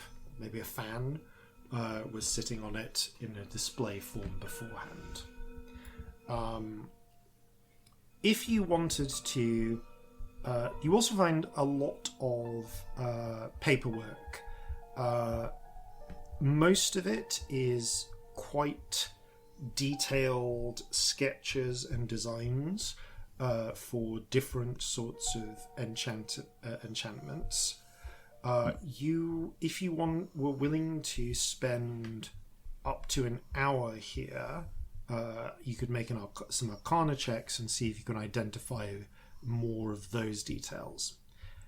You do manage as well to find another couple of pieces. You actually find. You sort of find another couple of pieces of journal, in the sense that you find what you think is the actual part of the actual casing, the spine of the journal, with most of it ripped out, but a couple of relevant pages still intact. I'm going to say that there's more pages than these, but most skimming through it, most of this is quite dull day-to-day recollections. Today I went to a restaurant and it was nice. Yeah, notable for the purposes of Magnus's life, but not relevant to you in the here and now. Fair. Right. So rotating around in the broad pattern I've been doing. Let's say Scamp. Let's say Robbie and Ellie. Roll me d4s, please. 1. 4. Cool. So 1 and 4. All right. The out of order journal thing is fun, by the way. Thank you. Yes. Fun rolling for what we get. It's cool. Cool. I think we started with Celestia last time, so let's start with Scamp this time. So, Scamp, you find a piece of paper. You did detect magic, didn't you, as well? Yes. I'll give... Do you want to read through these first, or shall I give you the results of the detect magic first? Let's do the reading first. Okay. Scamp, this is what your piece says. It is done. A circle has been agreed upon between the survivors, and we have tracked down and destroyed the truth of those siblings unwilling or unable to obey the rules. The worst of them was trying to build an army of turned slaves. They are gone, but weakened as we are, we have been unable to prevent the union. Otu is now a part of this growing empire. We cannot strike against her now, but I remember the first rule, not of my second life, but of dwarves. All debts must be settled. Well, we were fucking right, weren't we? So that's nice. Shit. Agreed. Oh, fuck, let's see what this one says. Okay, so reeling forward a little bit, actually reading backwards a little bit into this journal. You've only got bits from the earlier sections here. Most of it is just recollections of time spent being a vampire. Which, Today I was an asshole. It was great. there's probably, there may well be secrets to ferret out from it, but that would take so long to read into that stuff that it's something you could maybe do in downtime. Who knows? Maybe there's secrets to find. This one. Humans like to say that if it was really important, you'd just remember it. That you should never write down the dangerous secrets. Humans don't outlive their own memories. Dwarves know better. How much more important, now that I might outlive my own kind. The rules, again, then. The lie is fragile. Light can expose it. Strong currents wash it away. Guard your heart, lest a fragment of death remind it of the truth. Above all, conceal the truth. Obey the Master. My nature is bound to his. Never allow myself to be discovered by those I do not intend to turn or kill. Master my cravings. It is what separates us from the beasts upon whose legacy we are built. Never create more than I need, and never those without the fortitude to master their nature. Exposure threatens us all.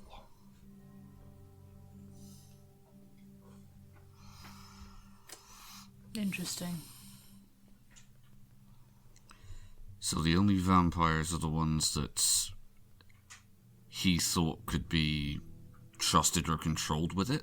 Yeah, and we've fucked that, haven't we?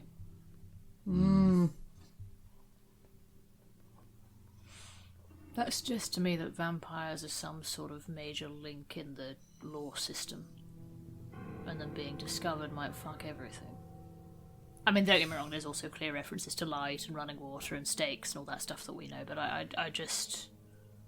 Why exposure? What's so scary about being found out? If you're found out as a vampire, then pretty much everybody is going to do what they can to get rid of you, aren't they? Yeah, true. And really, if you think about the things that get rid of them, it's a bit of wood or some running water. It's not... And daylight. They're Not hard to come hard by. to get hold of. And I mean, But we it's... didn't think they were real. Yeah. That's their strength. People don't think they're real. Yeah, if people think you're a myth, they're not going to look out for you. Yeah. And also, well, it seems that whenever they create one, like another vampire, they're creating a servant, but they're also potentially at one point creating a rival. Potentially. I mean, I guess, Well, don't make more mouths to feed. I mean, unless Well, you yeah. can be sure, like with Magnus, that you have some sort of sway over them, right? Yeah. Because that seemed to be his bit of security. He could, control them. But who is the master controlling him, then? That's the question. Whoever turned him. Yeah. Most likely, and probably dead now if he has the level of freedom he had. Not necessarily. Actually, Shanty's Just not present. frowns. Yeah. Hold on. Didn't we... Wasn't there something earlier about saying that the Master was no more? Master was no more. Shit, yeah, of course. Okay, definitely not then. Oh yeah. Well done. Right. It isn't like a promotion system then. As soon as the master gets knocked out, the next person rises up the... Yeah, it says chain of here, command. she kind of rumbles, filters through the notes that you've already found. There we go. Yeah, it says, with the Master gone, all his children are free. And freedom is freedom's greatest enemy. Right. Right, of course. So when there's not the unifying force of a head vampire, then all bets are off, and You got your free will back. Yeah. Shit. Well, we've thinned the herd already. The question is just how many of them are left. Yeah, that is the question. And how many of them were affected by him going all feral and stuff? Yeah. Well, they seem to be affected to some extent, but I don't know. I think it's really important that we fucking gut this workshop. Speaking of which, Yeah, I agree. actually, detect magic check. Oh, yeah. Thank you for reminding me. Yes. Yep. So, skimming through the workshop with detect magic, you find two things. I mean, okay, there are a few things that flash up with magic. The most obvious one is the weird metal tube with the magical writing down the middle of it, and the little set of dwarven writing on one side. There are also a handful of enchanting tools that appear to be weakly magical. Like, it looks like you've got, for instance, there is what appears to be effectively a scalpel that has its edge enchanted. It's functionally like a... If I had to give this term, it would be a +1 scalpel. It's really It's good a very if you... keen scalpel. Yeah, it's really good if you need to cut through magical materials, let's say. A nice, might pocket sharp one. Oh, I mean, actually, Corzin could probably use Yeah, okay, that. you have a +1 scalpel. It's made of Great. mithril Surgeon, and yeah. enchanted. Yep. It's actually really useful. Yeah, it does 2 damage. 1 It's not a +1. Yeah. Sure. Yeah. It's not like an X-Acto knife +1. It basically, yeah. This is it's a craft scalpel +1. Sure, yeah. Well, Corzin will have it. Yeah. He can put it to better use. You can also collect. I mean, hell, while you're at it, have a leatherworker's kit, which is basically contains things like an awl and needle +1. Fine. Which, again, if you need to do surgery on, like, I don't know, a unicorn or something, like, that'll really come in use. Yeah. You never know. Yeah, true. I mean, worst case scenario, we've got a birthday present for Fighty. I mean, actually, Fighty This would is love true. this. He would. He'd be very excited. Yeah. So, yeah, I'm just going to say you can collect a series of magical enchanters tools. Okay. And indeed, otherwise masterwork or perfect enchanters tools. Like, if you ever wanted to set up an enchanting workshop, all the carry-awayable elements that are magical would, really help. Yoink, yoink, yoink, yoink, yoink. Yeah. You also... let's see... All of that's been taken, all of that's been taken. You also find a glow of... a soft glow from the floor. It's hard to pinpoint exactly where, but rather something about the floor is magic. The floor's got magic in it. You're able to determine magic weird. type, aren't you? Yes. Illusion. Floor's illusion-y. Oh, all right. Right. That's weird. Yeah, why would they... How powerful? Can you tell?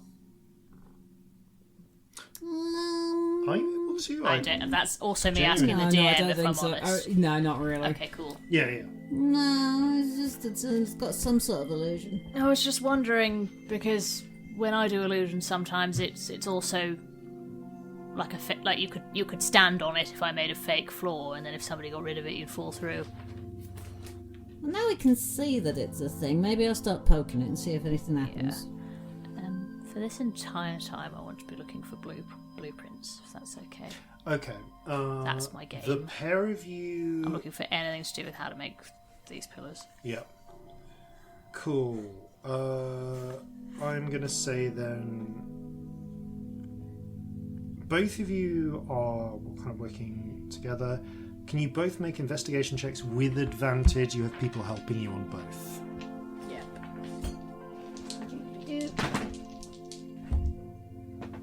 Fuck's sake. It's 8. decent. Okay. That's a 20 dirty. All right.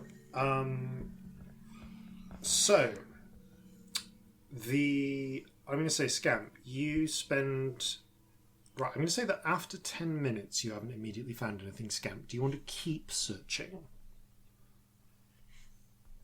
Because you can spend more time, and I will to change to see if you find more over time. But basically, this is you could eventually do the whole thing, but it will just take more, very systematically.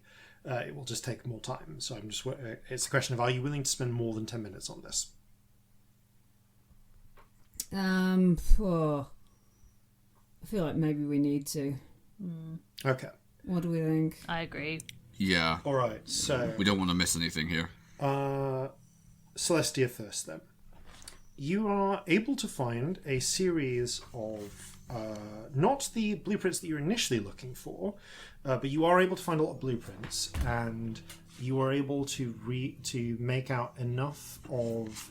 Although you haven't looked at this from an enchanting arcana sense, you're able to make enough sense of Magnus's handwritten scribbles to get a sense not only of what has been taken from here, based on some of the objects that have been worked on, but also what they do. Okay. Now, off the bat, there's quite a few things that are just that you'd already guessed at. there are, you know that that he had a series of magical weapons that do different types of damage. Those are just grabbing them from the previous fight. Yeah. So you know that there's one that they have weapons that do fire damage, frost damage. I believe it's lightning, thunder, poison, and necrotic, respectively. And those are the bludgeoning weapons. Those have been, as it were, checked out. You can also tell that a series of 6 pieces of essentially quite low-profile armor made of magically enhanced materials have been taken out. Functionally, these are just basic enchantment type, the equivalent of leather. They don't do. They raise the armor class, so you can expect. 7, I should say, pieces of armor have been taken out. So you know there's at least 7 that are going to have a higher armor class than usual. You also find there is one of those pieces of armor has an enchantment that will allow for flight. Oh god. Celestia go, oh, magic armor and weapons, and one of them can fucking fly. This is so annoying. And there's a set of what appear to be. I forget the actual name for that. The actual name for these. They're sometimes colloquially referred to as tiger claws. They're a specific type of, I want to say Southeast Asian type of weapon. But basically, you hold them. They've got like a bar that you hold in your hands, and then sharp, like cutting. Not quite brass knuckles, but adjacent. Like brass knuckles. If you had like 3 knife blades sticking out from between your fingers. Yeah. That appear to be enchanted as well. You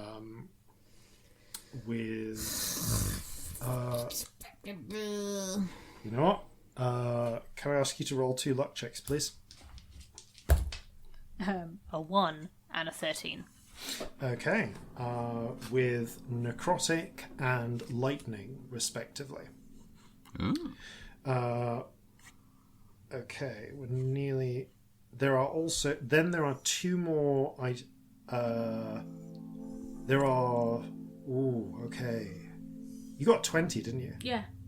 3 more items of interest. 3 more items that you find the details for. One of these is. I can know this. Yeah. One of these is a set of 3 small, what appear to be small magical beads. You find, working out from context, it looks like they're designed to be thrown, and upon striking a surface, and trap anyone in them within a sort of cage of magic for a short period. You would guess those are the 3 orbs that are missing from that case. You find designs. You find a design for a hand mirror as well. That, judging from the sketches, would have fit into the box with the object you thought might be like a tennis racket. You don't. Why would he want a mirror?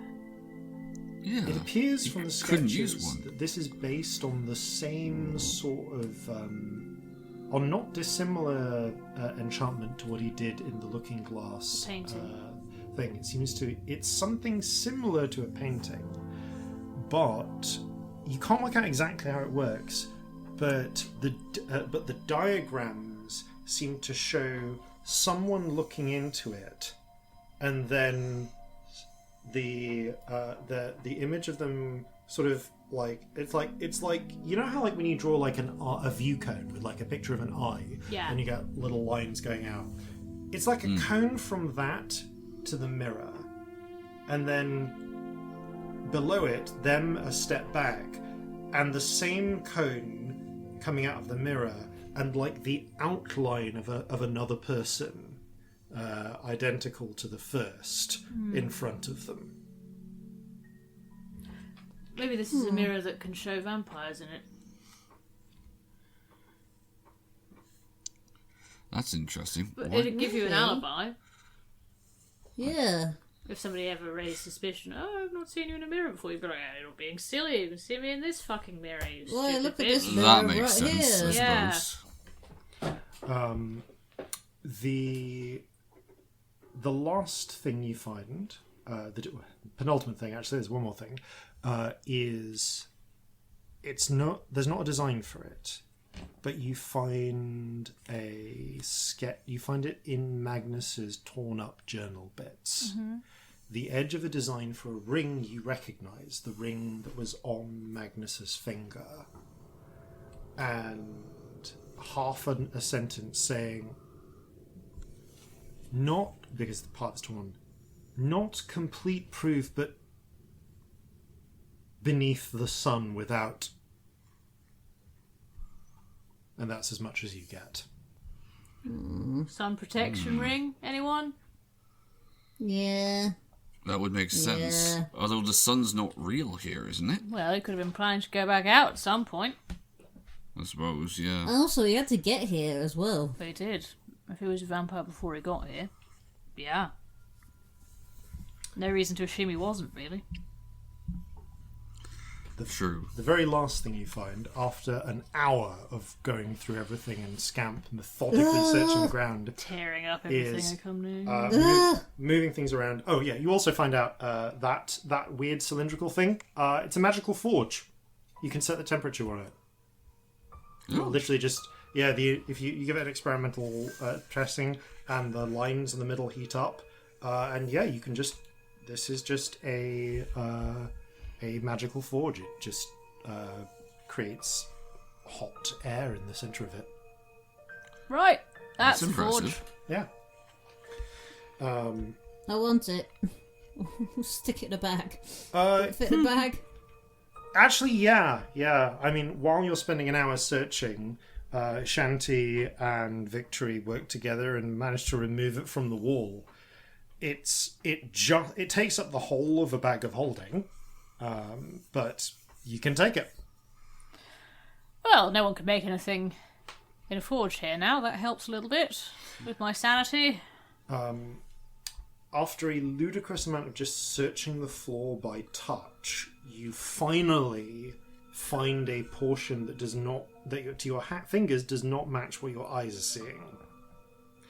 And tracing around it, you realise there is a sort of circular portion in one part of the floor, one of the floor tiles, seemingly at random.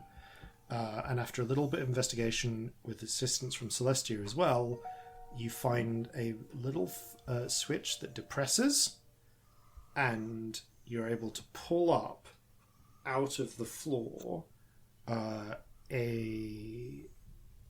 essentially a safe, a circular steel safe.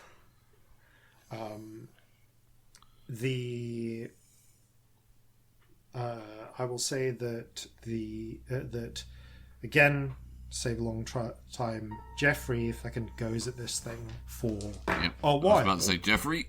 No, Jeffrey got a natural 20. Jeffrey goes at this Amazing. thing for Oh, wow. a minute, Excellent. and manages to crack the dwarven lock, which is very impressive. He eventually It's my just Jeffrey. looks at it, points at you, Corzin, and the new scalpel and needle you have. Okay. Makes a beckoning motion with his fingers. Lend him the He wants scalpel. it. I come forward. Takes the You just advocate for Jeffrey getting a new knife. This is character grabs. It's a bad day. Don't get used to it. using the little magical tools. Jeffrey picks the lock, Yeah, I hand the scalpel and then over. you is somewhat reluctant, but does surrender them when pushed. Your weapons are already better than this. He's just a fan of collecting things. He's a connoisseur. Of knives. Yeah. Monkey to all the knives. And you find within this safe, let's see, and two things. You find a narrow scroll case, which you were able to pull open, and within it, you find 2 pieces of paper. Okay. One of which is just a note. It looks like a piece of journal page that, from the looks of it, was not torn out, but was deliberately excised with a knife and placed here. And you find a set of, just looking at it from the pictures on it, schematics for the spirit trap. Ugh. Alright, I'm going to test something right now. In a moment, Okay. I am going to pick up one of those objects and have a look at it. I am doing this of my own free will and deliberately. Okay. You pick it up. I pick up the note first, and specifically what I'm testing for here is, this is stealing. It is. Does it work? Honestly, it was arguably might have been stealing with some of the other stuff, but you pick it up and you don't even feel a twinge. Nothing. You are below the Alright, rule of so- law. If no one stops me, I'm going to burn that. Well, what does it actually say? blueprints? The schematics. Yeah, because I was thinking maybe we should just do that immediately. So I can't think of a good reason to not just No, do it I don't. immediately. I don't even want to look at it. No. Is it the right thing? Yes. Yeah, alright. Yep. I mean, like, Yeah, cursory, no, it looks like the thing, right? There's a drawing, you recognise it. I don't want to burn the journal because we've not read it yet. Yeah. I just no. Yeah. Okay. You just prestidigitation can do this. You just Yeah, burn and it to a literally, crisp. unless anyone stops me, that's what I'm doing. No, I'm not No, I was stopping going you. to offer to do it for you if you didn't want to get too near. Yeah, you take the journal piece out, put it back in the safe, which is basically essentially a metal can, and you just set it on fire and watch it burn. What does the little note say? The little note. There's a note and a journal page, right? It's the same thing. The Oh, note okay, is the journal cool. page. Oh, right. Oh, I see. Right. Cool. I'd yeah. made them into two It's the separate journal things page as well. and the schematic. So the journal page reads as the schematic crisps and burns away. A knife they made. A knife to kill gods. Only ever used twice. First to murder their own mother, then to kill our father. A knife so sharp it could cut the very thought of them. A knife so fragile it shatters after 2 blows, splintered into pieces of sunstone still impregnated with ichor. No sign of where the fragments are, of course. But what works I might make if ever I should find them. Is that a knife that kills spirits? Like, kills spirits. Would make sense, I suppose.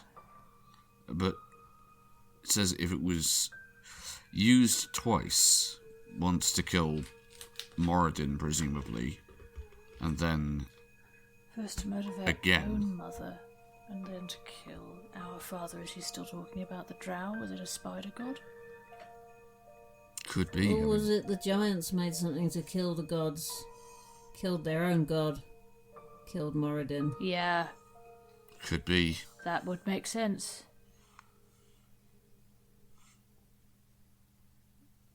It always seemed to make sense to me that gods and spirits are at least made of the same stuff. I can't think that there's Yeah. different sizes of the same thing, but they might not be. But I mean, all the magic to Fragments, keep the do you gods think- out has been to keep the spirits out, right?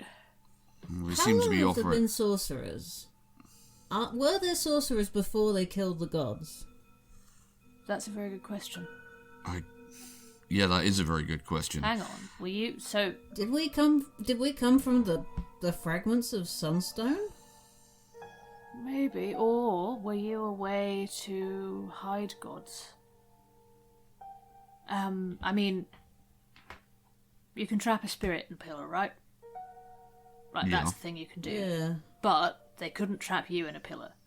Even though we know some part of you is, I guess, sort of a spirit that when you die floats out of you and finds somebody else to go into. The only point that you're an exposed spirit, if you like, is when you're dead, before you've found somebody else. So I wonder if there were spirits that they wanted to protect, and they put them in people. That's a thought. Or if we were fragments of the gods that were killed. Quite possibly, yeah. That would Maybe also you make can't sense. fully destroy a spirit, but you can shatter it into enough pieces that it's not a god. I'm going to look at the rainbow spirit. Rainbow Spirit looks back. Can you die? I've never asked because I didn't want to, but I don't know. that's fair. Death, to me, as I understand it, is best from my time with you, would be forgetting. Like those ones in the pillar. Yes. But you've never That's heard what of this something knife- that could kill you like that, if people did remember you. I don't know. And at this point, I'm going to say that friend chips in. This is the first I've heard of this. For us, the terror was losing the skull or something to keep the shape of us. Shit. So it's a weapon that cuts the shape of you out of people's minds so that they forget and you don't have anything to keep your shape. Perhaps. I don't know. Fuck.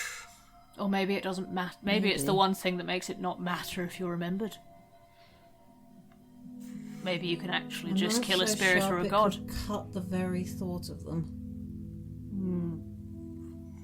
Yeah, because if you were Are going to you go cutting after them out of people's heads, or are you stabbing them with a knife and then everybody forgets them? Yeah. Either way, You- awful.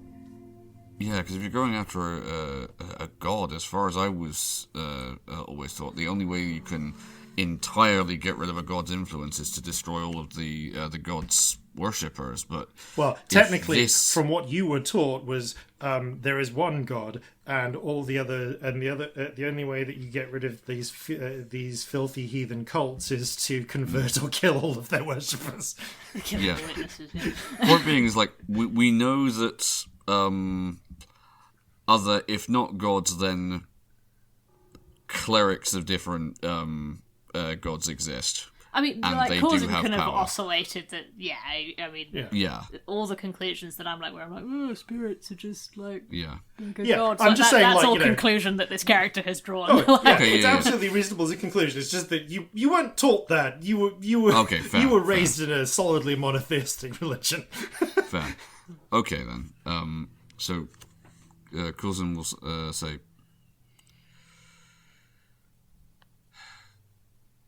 so this thing might be a way of separating a god or a powerful spirit from its mortal adherents. That's terrifying. I mean, whatever it is, the effect is it kills a spirit, right? Or a god. It did when it was whole, but it's broken now. It's gone.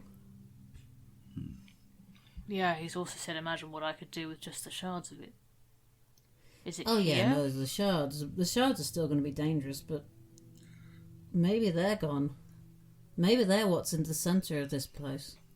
Maybe. Well, let's just hope they didn't leave the blueprints for that lying around anywhere. If we ever find that, we've Don't got to worry, we destroy burnt it. the library down. That needs to be unusable. If we ever find it. Yeah. Which I hope we do, because I hate knowing it's out there. That said, actually no, maybe Lebe's gonna say this. That said, we have more immediate things to kill first. Are we ready to go down? Nope. No, but let's do it anyway. As much as we'll ever be. Gather. Take Celestia's hand gently, just reassuring. And squeeze back. You gather yourselves as best you can. Everything else you want to, the remaining things you've looted from the workshop, and begin your journey down to the final confrontation with Magnus Redfolder. And that is where we will pick up next time. Thank you all very much for playing. Thank you all very much for listening. And farewell from all of us here at Flintlocks and Fireballs. Fair seas and natural 20s. We're such big fans of drinking blood. Rejuvenates better than mud. Our master's great too. What a mensch. He'll doom the world to get revenge. So gather your muskets, gather your spears, we'll plunder the shores of Calcinea. No kraken, storm or spell we fear, so come and sail with us, my dear.